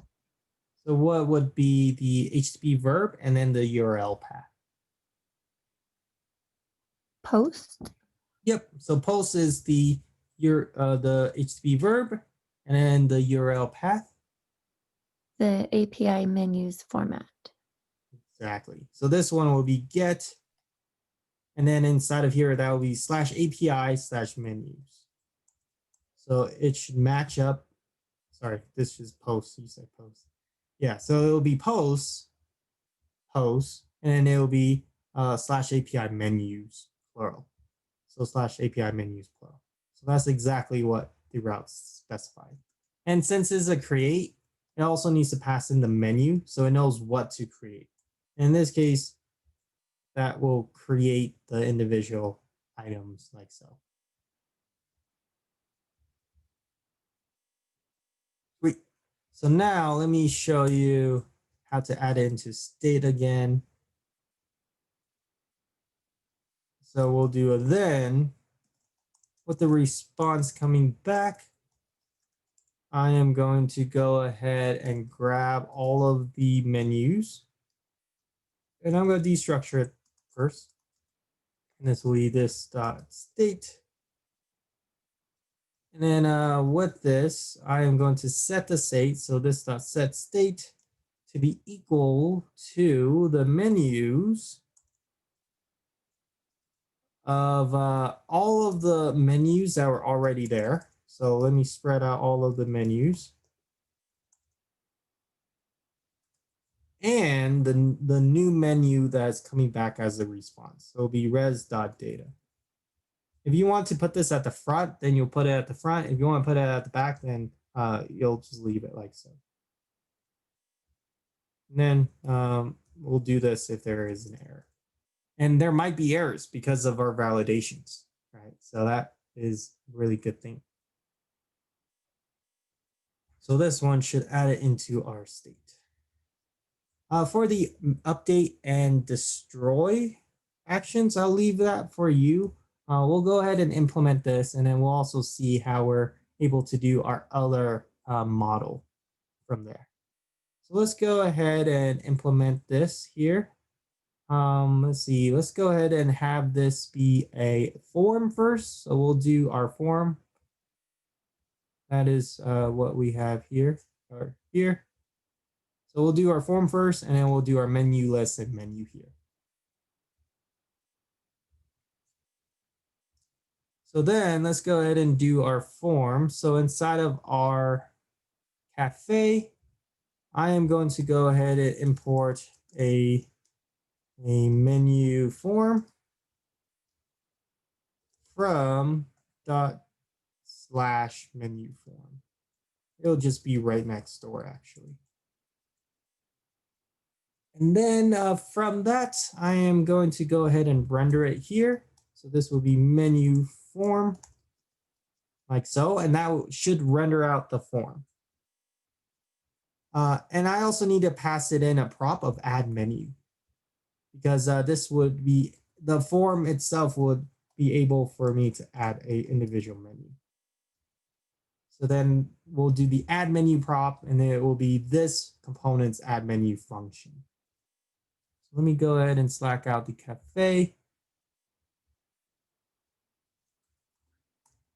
And then I am able to go ahead and slack out the content of that. Now let's go ahead and actually create that form. It should be a relatively short form. And what type of component is a form? Is that logical or presentational?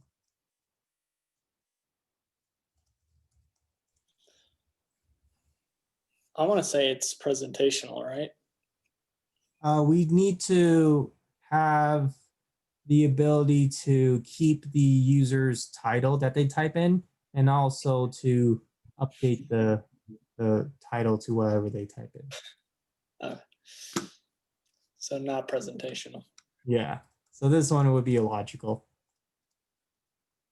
So yeah, most of your forms and your higher order components will be a logical component. So we need import component from React, and also import, since we want it a little bit styled, it'll be the form from Semantic UI React. And make sure it is React. If you do CSS, it'll give you some weird jQuery error. That just means that you're not importing it correctly. So then it will be a class of menu form. Extends component. And then from that, I am going to go ahead and render and return. And our grouping element could be a form with an on submit of this handle submit.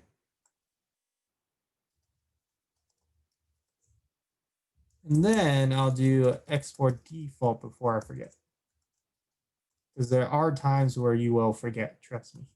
So make sure you do it so you don't forget. So what are we storing inside of the state? What does a menu have for the user to use and to type in that we can store?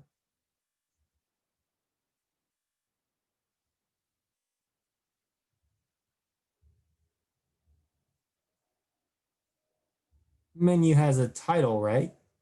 So then that's what we're going to be storing in the state, is the menu's title. Awesome. So then we'll also have some other functions. We'll have the onSubmit function, which we'll create later. We also have an onChange function.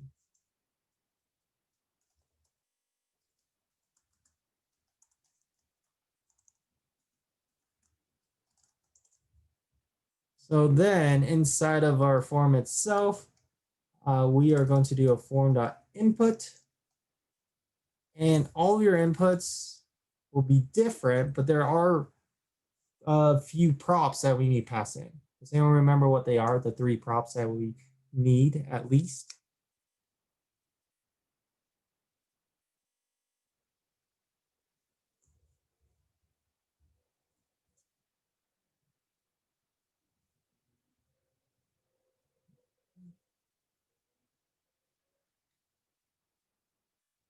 Any guesses?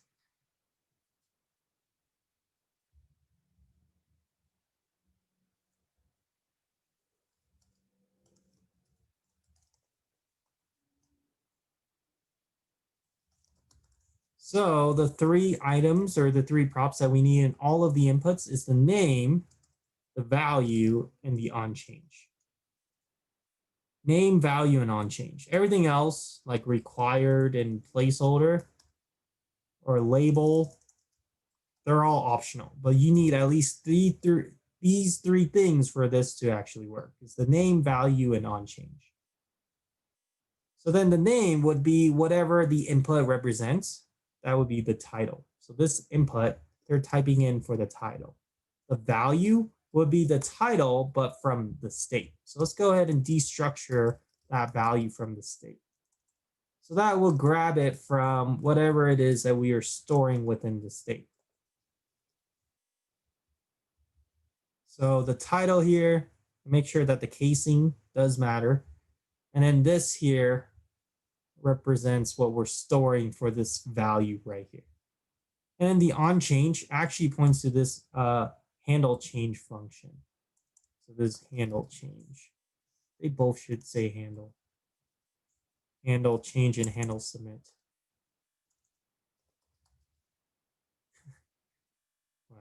And then that's what we are calling here. So handle change.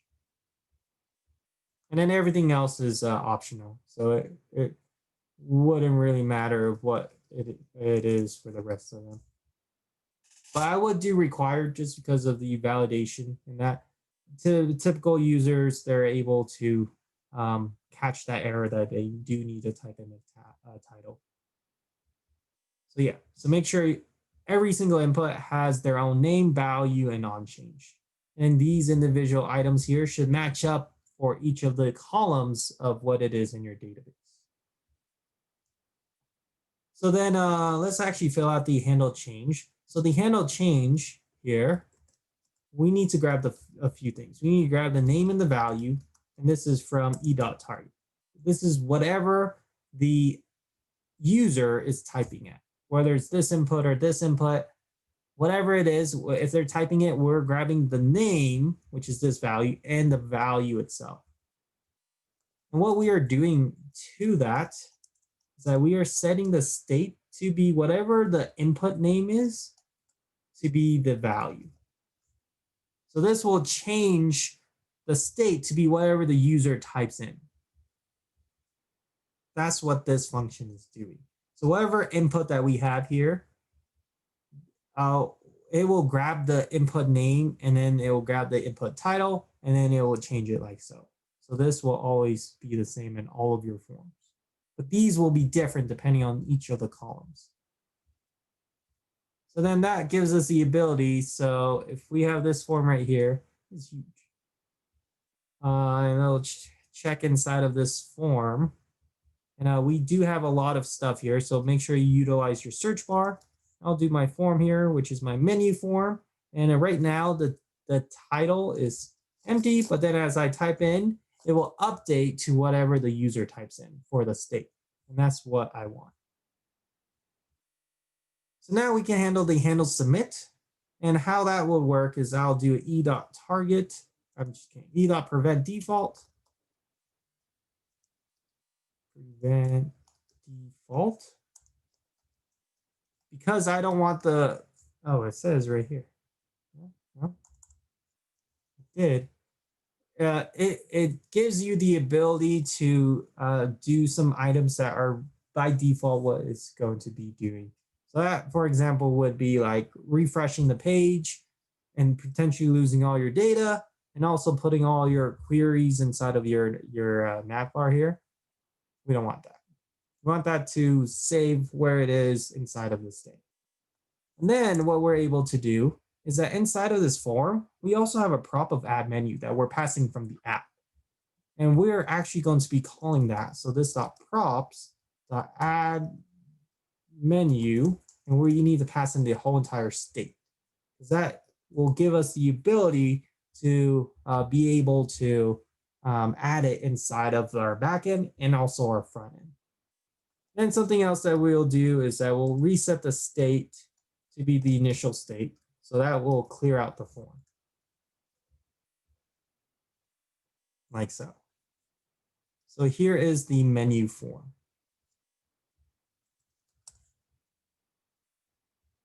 So let's actually try this out. It won't show anything because we haven't implemented the new stuff of the items there.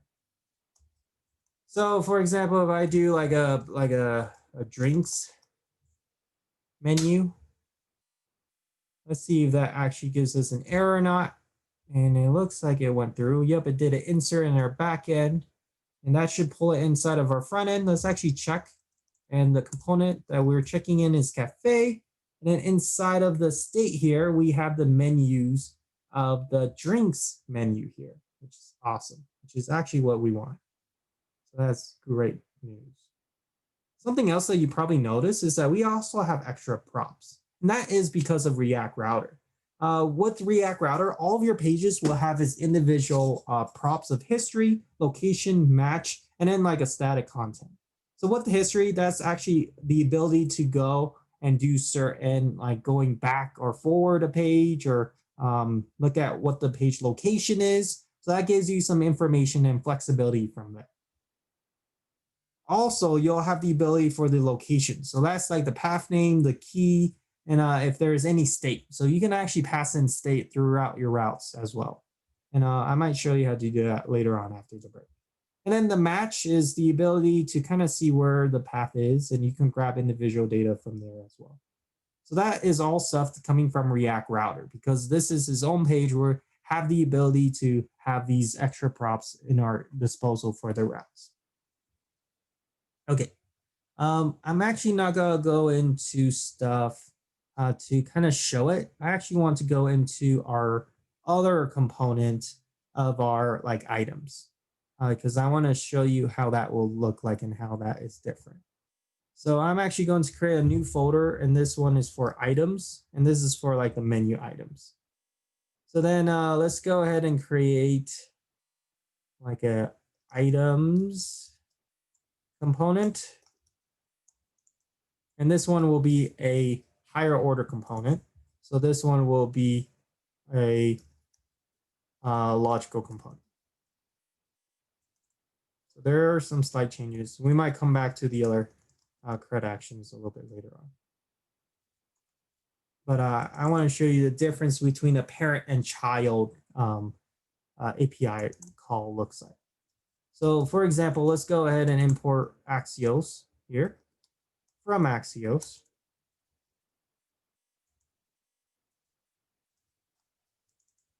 And here, I am going to do item.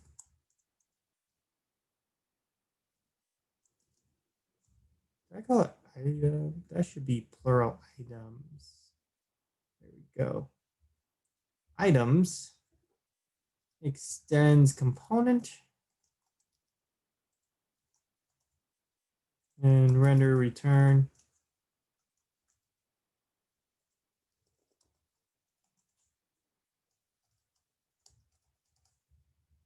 And export default items.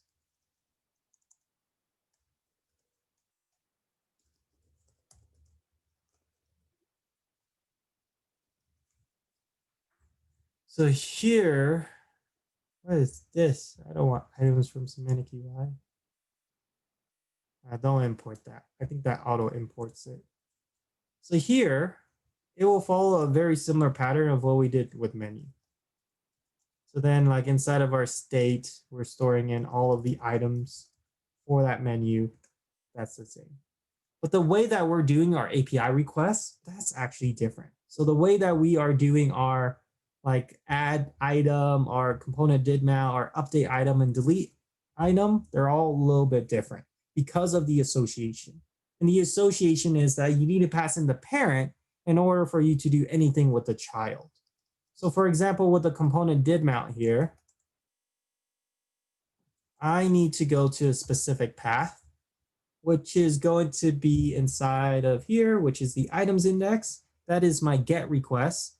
And it's /API/menu/menu ID and then items. So that means that I need to pass in the menu ID to this component somehow. Or I need to grab it from some sort of location that I have here.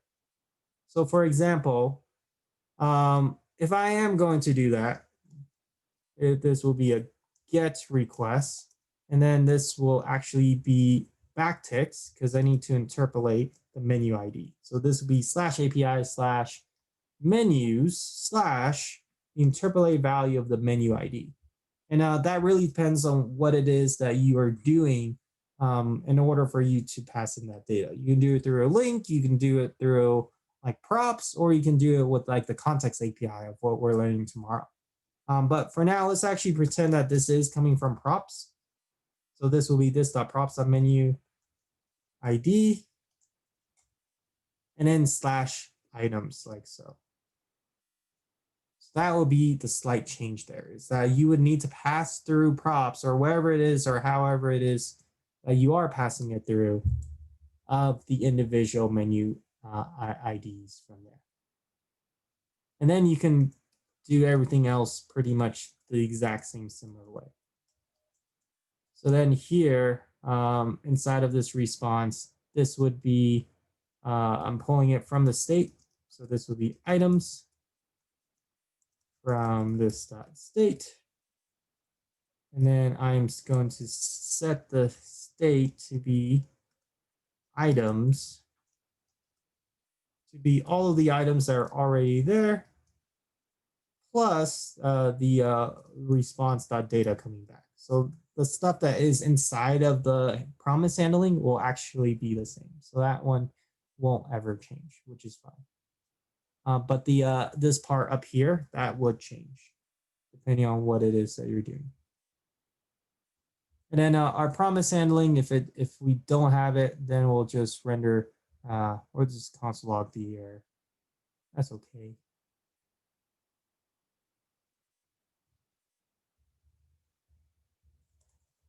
Okay, so yeah, that's a little bit difference from there. So that means that, let's say, this is thinking way ahead. We haven't got to this far yet. But that would mean that inside of like your menu, your individual menu component, you would need to pass in the menu ID as well through props. So I can kind of show you that real quick. Here is the items component here.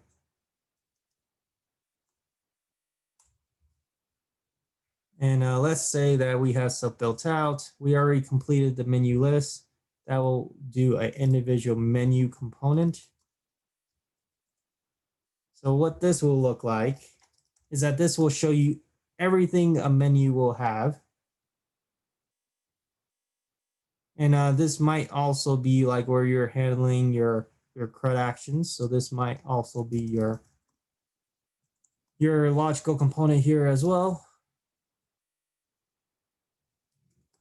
So then with that in mind, let's just have it like this, and then we'll go ahead and import items, which is going to be all of the menu items from /items/items. And then this would be class of menu here. And then with this, I'm going to extend the individual component, and it is extends here. And then from here, let's do a render and return. And let's just pretend we already did the rest of it for now. And what you are going to be returning here is that this is going to be that items component. There we go. Items component, and you need to pass in the prop of the ID. So this one, I think how we are going to do it is that we'll also pass in the prop of ID here too. So then the menu ID of what we have here, of menu ID, that will equal to this props.menu ID. So that means that we need to pass in the menu ID all the way down through props inside of the items. That way the menu ID and also items is also defined from there. So that's just planning ahead and kind of help guide you with a different item from there. So I might release a video, or I might do some other things to help you out to complete this. Kind of keep track of that from there. So any questions about that?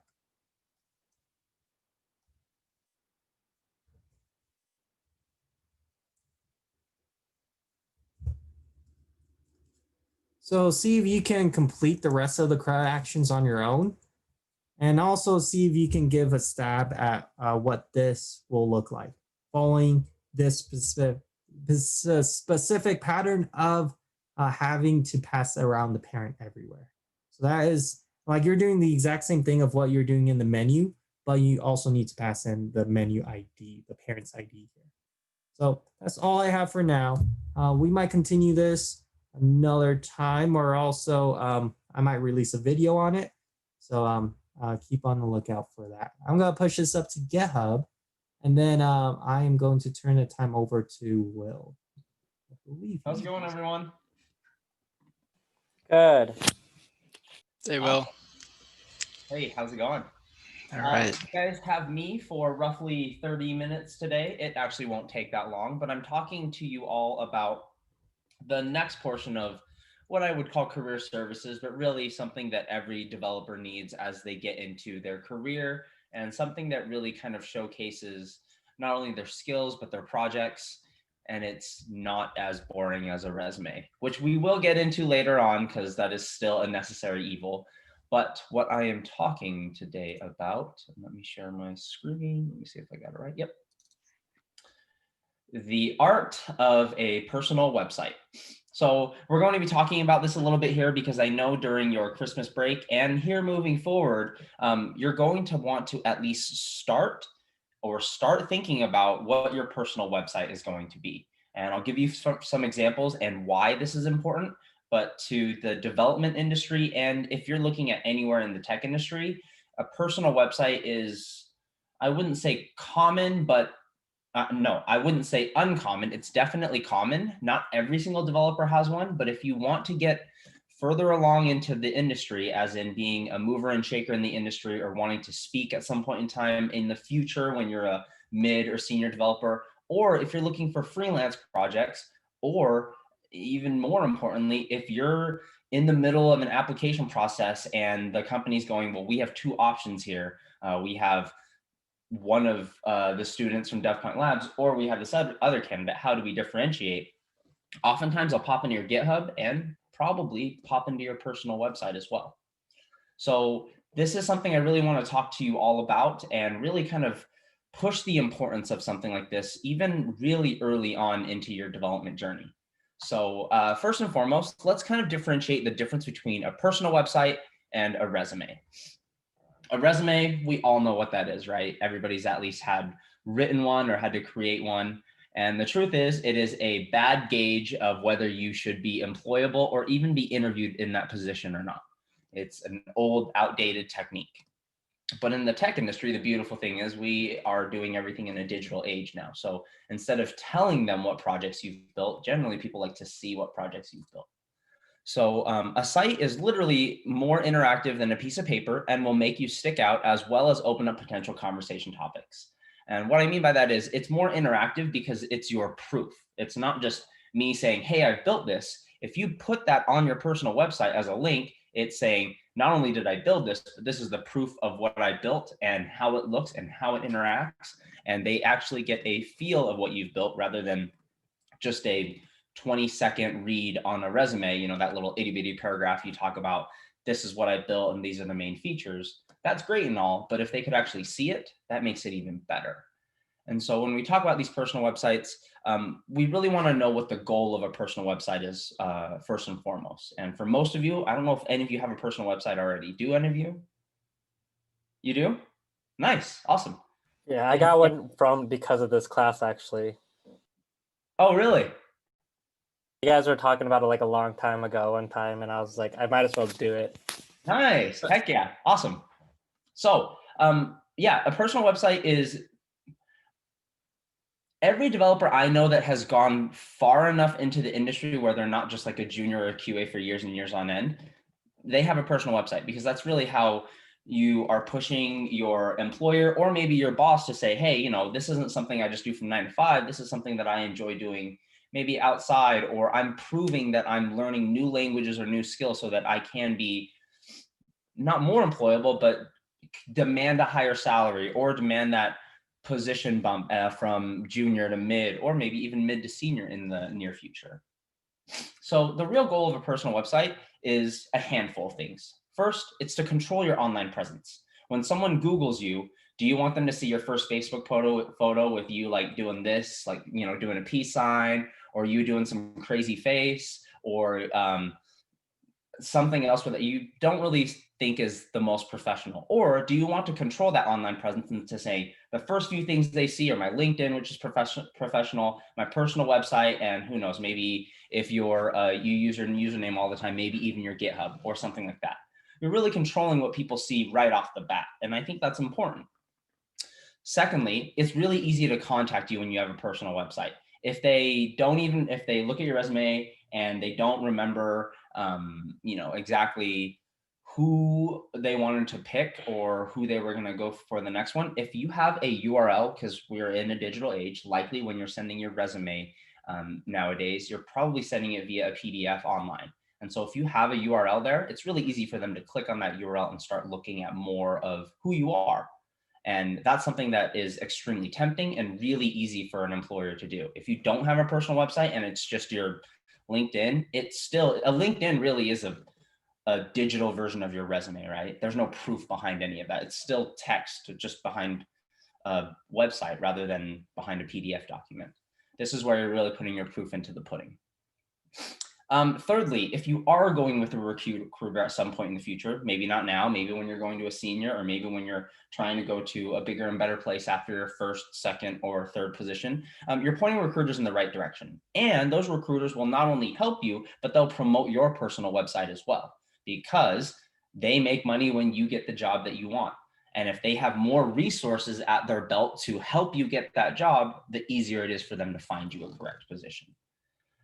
Fourth, it shows that you're serious about networking and or finding a job. It shows that, hey, not only do I want this job, but I've done other things to prove that I have the skill set to attain or earn, or that I deserve this job. And lastly, and I think a lot of times early on, this is what's most important, and it's to showcase your creative work all in one place. Think of it as your digital development journal. Everything that you've built, put on there, and then start filtering and saying, well, I probably want to put my 3 most impressive projects on here and the rest I'll shelf, or something of that mindset. Really, it's your personal development journal or journey, and you're really taking the best possible so that you're showcasing that to employers, to recruiters, to peers, to anybody and everybody that will pop on your website. And the more people that see it, the better off it is. Types of personal websites. There are 3 different types. And don't worry, I will send these PDFs out to you, so you'll have all of this information and documentation if you know you want to look over some of these a little more. First is a portfolio website, and that really is more so building your online portfolio and really using it as your personal branding technique, right? Like these are all of the things I've done, this is where I've worked, these are the certifications I've got, and these are my education background. It's a marketing tool, and you know, if your work experience is asking for content creation, like if you're a front-end developer, or you're trying to showcase all of the previous projects that you've done, it's really a portfolio of what you've done. A resume is something where you're really leveraging your website first and foremost, and most of you might start off with a resume style website because you just don't have that many projects under your belt yet, right? Not that you won't, you just don't yet. And most of the time, the easiest website to create first and foremost is a resume style website, but it's better than a PDF version, black and white resume, because people see that and they go, well, even if it's the same thing that's on their resume, they're starting on their personal portfolio site. Something will always be better than nothing, I promise you. So that's where you would start off. My best suggestion is you start off in the resume section. And then as you get a little better, it will become more so into a portfolio as you get more and more projects under your belt and you have more things that you're proud of. And then the last one here is not necessary, but I'll give you a few examples of it, are demo websites. And that's where the website, if you are a front-end designer or if you are a front-end developer, you're making this look really cool and you have a lot of really cool things or really cool front-end aspects of your website. Or if you are heavy into back-end, you are building a web application rather than just a static site to prove your skill set, not only in the portfolio that you have, but on the actual website they are hopping on. Like when they hop on that website, they're like, damn, this is a really cool website. I wonder how they built this. And if they ask that question, you got them, right? You got them right there. You got their interest into saying, wow, I'm impressed right off the bat because I don't even need to see what content is in there. Just by the website itself, I know that this is impressive. And that would be what you would call a demo style website or a personal website. Can they possibly be all three? Absolutely. You can have your resume on a contact link and then have it as a demo website and have an extra tab that says your portfolio. Will that take a lot of time and effort? And will you likely be building that right off the bat? Doubtful, because more so than anything, you just need to start and then continually improve as your skills improve. And as you have more ability to put more on that personal website, it will slowly get better. But I would highly recommend that you start off in the resume portion first. And as you get better and better, now start including some things into your portfolio that you can showcase. And then if you feel comfortable enough, or even if you want to, you don't have to, the demo will be, I would say, the more complex version of your personal website. Are there any questions there? Awesome. All right, moving on. Now, this is probably the most common question that people ask. So how do I start? And this is the process. A, figure out your content. Figure out what your education history is, figure out what your experience history is, and figure out what you want to build. If you want to build something for your family, great. If you want to build something for your friends, great. If you want to build something for yourself, great. If you want to copy somebody else's project just so you can start learning and building, great. But the second process is to build some cool shit. If it's not cool and it's not going to impress somebody, then why is it on your virtual resume? That's what I'm going to call a personal website temporarily, right? If you're not putting that on to impress somebody, what are you putting it on for? Right? So you got to build some cool shit, not just, hey, I built a to-do list. Check out this to-do list. Is an employer going to be really impressed with your 5th to-do list that you've built? Probably not, right? So now you have to start finding some things that you enjoy building and you want to build more into. It's not just, I built this little sandbox project and check it out and how good I am at it. It's, hey, I like this project and I'm going to continually build on this and I'm going to continually make this a better project or a better application that you're using or somebody is using, and you're continually updating your personal website with that information.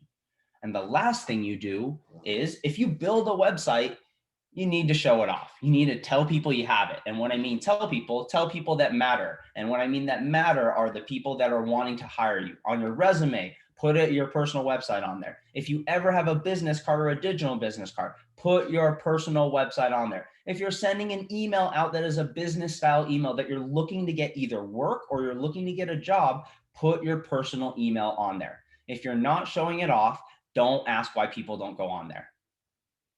Right? I get that all the time. Hey, I don't know why anybody's hopping on my personal website. Oh, well, did you put it on your resume? I actually forgot to do that. Well, have you been telling the people you've been like going to meetups with to say, hey, I built this personal website. I'd love to get some info, or I'd love to get some critique from you. Not, hey, I need a job. Please check out my personal website, but asking for help possibly, right? You have plenty of ways to show off your personal website. But if you don't put that effort in there, no one's just going to go, you know what? I really like Parker. I'm just going to randomly go parkerjones.com and see what's going to come up.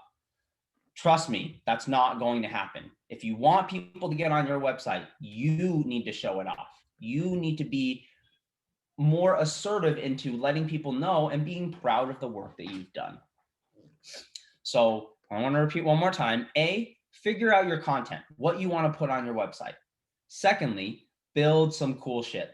And cool is dependent upon you, whether you like cars or whether you like underwater basket weaving, or whether you're like Henry and you love Star Wars, whatever it is, build something that you like and you enjoy and you want to continue building, and you can tinker with, you can have fun with, you can break and make it even better and really showcase those things. It doesn't have to be a professional style application. It just has to be something that you enjoy and that you want to continue working on, and that other people will say, hey, you know what? This guy's got some skill, whether it's a Pokemon trader app or a stock trader app. Doesn't matter. All right, so A, you got to start somewhere, and that's what's most important. And I'm going to show you a few examples of what I mean when you got to start somewhere, right? Do you see this outside of, do you see my mouse? And it's, I always say this wrong, so please forget. Yevgeny Brickman. I think I said it right. So this is his personal website, right? There is no scroll. This is the full page. Text, link, link, link, about me, link, link, link, contact, writing, speaking, projects, photos. Does that seem too complicated? Does that seem too hard to do? This is something that you can start off on, right? And this is your very beginning. Now, when you go to writing, you'll see that he has another page and he talks about things he's written. Speaking, and trust me, you're going to be like, well, why would I ever have a speaking tab? Years from now, when you are the movers and shakers of this industry, you're going to have a speaking tab if you choose to, because the more you get into this industry, the more that you'll see other developers love learning from other developers as well. And so when you become a leader in this industry, a lot of people will ask you to speak, whether at a conference or maybe just even at a meetup. And it's something that not only builds your skills, but it builds your contacts and it builds your virtual Rolodex, if that makes any sense. You know more people, you meet more people, and it gives you more opportunity in your career. He has projects, which are the things that he's built. Obviously, you can see this isn't like extremely complicated a project here. Really, it's project here, project here, project here. I mean, it's pretty straightforward. And the very end is photos. And it just goes to a Flickr account anyways, right? So it's just a redirect here. That's your first example there. All right.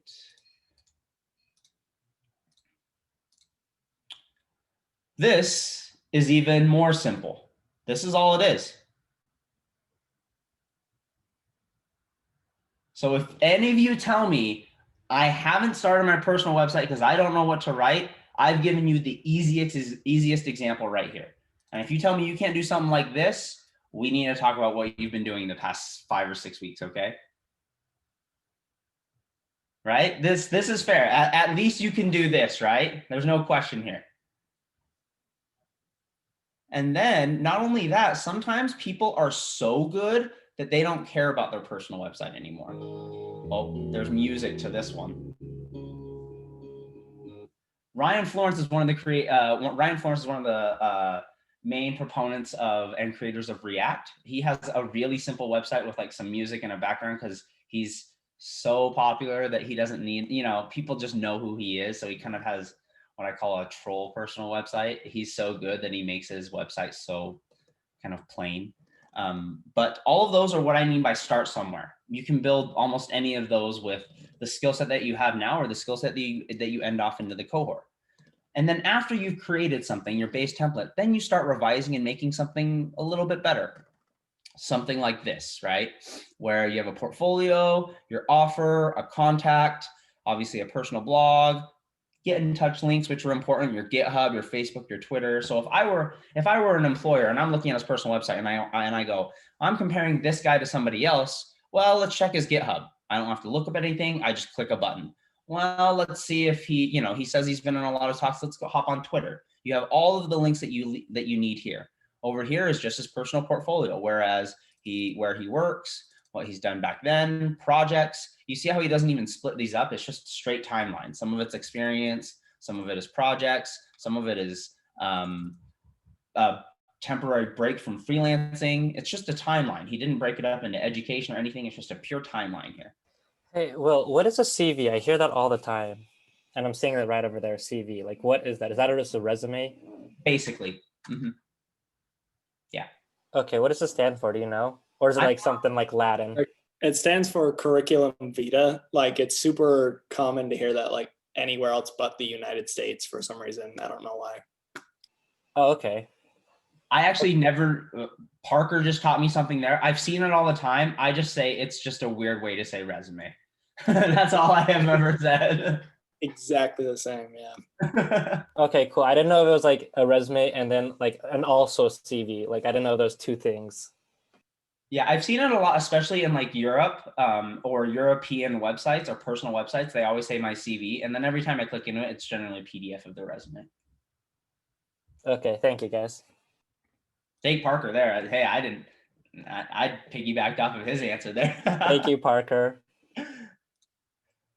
And then let's go into one more. This is Andrew Borstein. And his is a little different than what we had previously. His obviously just has a big image, experience. And as you see, as I scroll down, this will scroll down with me. So once I get to projects, you see how that hovered down. and then going down to skills, awards. This isn't, and I would say this isn't extremely complicated either. As you can see, really, it's just an extra long single page that is directing you to certain parts of the single page, right? Single page site. Now, after we revise and upgrade, don't stop showcasing or showing off your skills. And we'll talk about some pretty cool websites now. And what I mean by pretty cool, I mean, don't expect to build this after you're done with your cohort. This is Ben Eggett right here. He is the organizer of the Downtown Ruby user group. Cool story is he was the very first instructor ever of DevPoint Labs in 2013. Great friend of ours, a good advocate of DevPoint Labs. And he uses the space bar to navigate his personal website. And I'll show you why this is a cool way to, remember when we talked about a demo site rather than anything else? This is what I would say is a demo site. So I'm just using the space bar. I am a developer, designer, instructor, organizer, builder, and writer. I currently live in Salt Lake City and have lived in Japan, Brazil, Washington, DC, and Virginia. I speak Japanese, Spanish, Portuguese, and native English. I like to ski, longboard, motorcycle, guitar, swim, travel, read, learn, and I love my wife, Lily. I like to build things, and these are the tools that I use.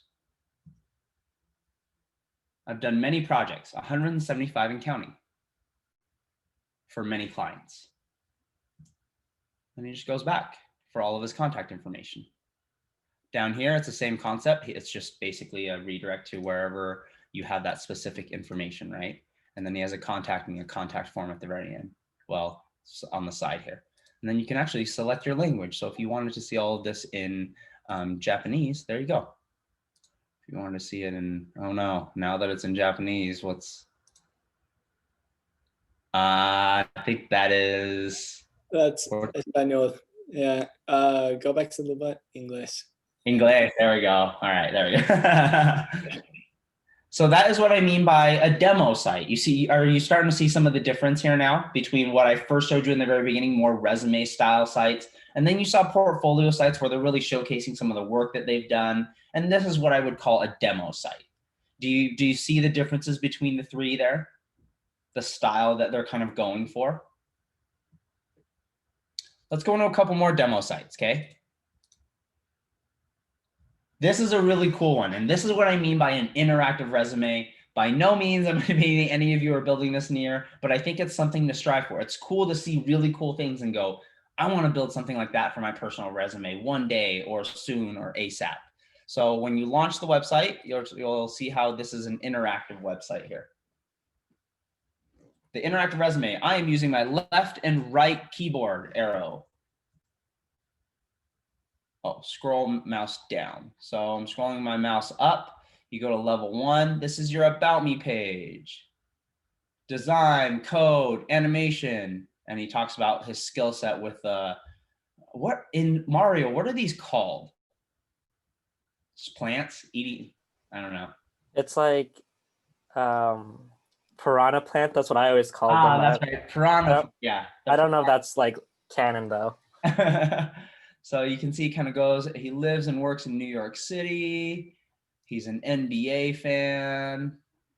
Goes down, talks about his graphic and web software skills. Talks about his scripting and programming language skills. Obviously, you can tell he's more front end than anything. And then he goes in video and 3D game software. After this, he talks about his experience. He's been at Incognito Digital, also been at Fox News, and now he's freelancing from 2016 to now. And as you can see, he has mostly graphic design. He does code, and he also has animation. At the very end, awards and publications, CSSware, Design Awards, BuzzFeed, Fast Company, Mashable, CNET, Business Insider Awards, as it goes on and on and on. And at the very end, you see a contact page. Now, this is the ultimate demo site, right? This is technically actually all three. You saw his resume, right? You saw his resume into like what he's done, his skill set, his experience. Like this is technically a resume. It's also showcasing what he's done in his past, right? His previous projects.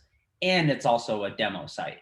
And so this is what I would call the trifecta. And this is something that I think it's great to strive for. It's that your website, personal website, is so impressive that people can't ignore you. And that's where you want to strive to be at one point in time. But I would really, really highly suggest you start off with this first and then go from there. Don't plan something elaborate and never start because it's so elaborate that you don't know where to start. The very first thing you do is create a online resume. Don't worry, no one knows you have it until you want to show it off, right? So right now, all you're doing is gathering your content and making yourself something that works, that once you put in that URL and you press return or enter, it goes there. And then the question is, how do I improve this on a weekly, on a monthly, or even on a daily basis if you've got more time to work on it? And that more you work on this, this becomes one of your own personal projects, but it becomes one of your most important projects because hopefully not only you is seeing this project. Many people, whether it be recruiters, whether it be friends and family, whether it be an employer, whether it be anybody who comes to stumble on your site, this will be something that is vital for your future, and not only vital for your future, but I really believe vital for your career. If you don't have something like this probably in the next 3 months, then I think it'll be harder if other people do, and other people do have a personal website with all their projects up there and all you have is a resume. I do think it gives people a natural advantage when you get into the interview, and I would say when companies get into their decision-making phase. Once you get comfortable with something like this, you start working so it becomes something like this, where this is what I would say, instead of a resume, this is really more of a portfolio style site, right? You're really showcasing the rest of your portfolio here rather than just plain text in a resume style. And then, as we all said, when time comes along and you get even better, I'll show you another one here. And don't worry, I will give you all of these personal URL links so you can kind of dig in and see what you like out of others and what you don't like out of others and start building your own style. You don't have to copy anybody, but I think it's great to get influence or inspiration. I really like Brittany Chiang's.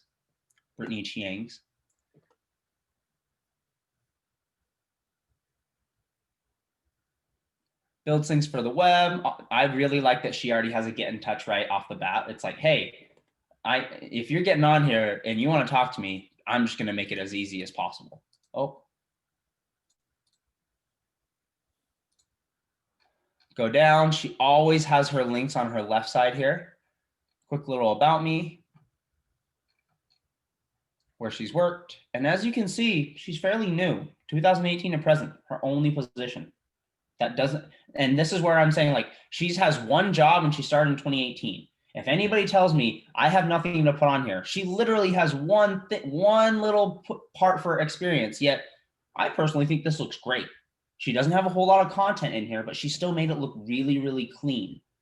You don't have to fill it with a ton of text for it to look good. You have to put the effort into making sure that what you have on there looks good on the page. Some of the things she's built. Personal profile here, Spotify profile, themes, and then other projects. I really like how she did this, and I would recommend this. If you have more than 3 projects, then put your top 3 as what I call showcase projects, where you're talking a lot more about each and every individual one. And then if you want, just put other projects so that they can kind of see other things that you've built. They're not as impressive. They may not even be fully complete, but it's showing that you have things that you're really proud of. But this isn't all I've built. I've built a ton of other things as well. And if you want to check those out later on, please go ahead. But the best things I have are the things I'm showcasing you first. At the very end, another get in touch, and that's about it. But she always has these links sitting over here. And then not CV for her, so you know she's in the States, resume.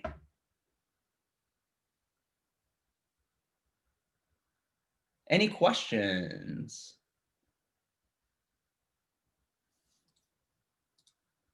Pop it into class 1. Now, this is a UX UI designer, so it looks really good. About featured portfolio, as you can see, he's got some pretty cool things going on here, but really all he's got is some of his latest work on the bottom. And then the rest is about.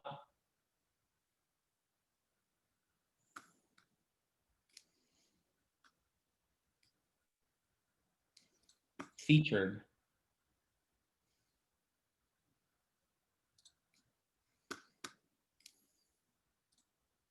Portfolio.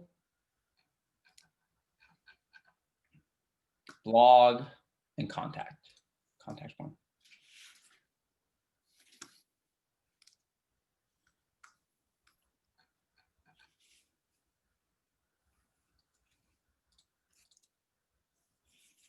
So now that you've seen all of these things, do any of you in your own minds already kind of have an idea or a thought of how you would want to build something like this with your own kind of style or with your own kind of mindset? I think it's kind of unfair for you who've already had a personal website, but I think you can definitely improve upon it. I would say this right now, you have an uncanny break that no other cohort gets. You get Christmas break. I would highly recommend you, if you can, spend an hour or an hour and a half each day and put that aside and go, I'm going to work on my personal portfolio website. So that my goal is when I leave this cohort, I have something to show on my very first resume I'm sending out. If you can do that, you're in good shape to at least start improving your personal website as you leave and as you start applying to more and more positions. Because I promise you, it'll be a lot harder to try to build a personal website and to try to revise your resume and to apply for positions all at the same time. I would break those up a little bit into saying, I'm going to start on my personal website early. And then as we get into weeks 8, weeks 9, I'll get into our resume workshop and we'll talk about that a little bit more. And then we'll get into job search strategy near the very end of the cohort. But I don't want you to feel overwhelmed by having to do all 3 near the end of the cohort, if that makes sense. So if you can, I would start on this a little early now, or at least think about what you want on your personal website and start building it. You're at, I would say you are at this stage right now. You are at this stage right now, figuring out your content. When primary portfolio projects, at which you guys are starting soon, comes along, you will build some cool shit, but you're going to need to build some more cool shit. And then when you get to graduating and you're a few weeks out of the cohort, you're going to really want to start showing this off to as many people as possible, or to as many employers as possible, or showcasing it to your recruiter and let him showcase it to everybody else. However you want to do it, this will not hurt you in your job search, if that makes sense. It will only help you. Cool, everybody? Cool. Awesome. Well, thank you. If you have any questions in regards to our personal website, or if you ever want any critique or any thoughts or my 2 cents, it's not really worth 2 cents, but if you want any thoughts from me, I'm more than happy to help you review some of your personal websites or some of your thoughts, or if you're like, hey, what do you think about this? Or would this look great? I'd love to take a look at it and give you my thoughts. So whenever you have built it, or if you're already just looking at content, feel free to shoot me a Slack message. We can pop on a separate Zoom channel and we can kind of see what we can do to either get things going or make things look even better.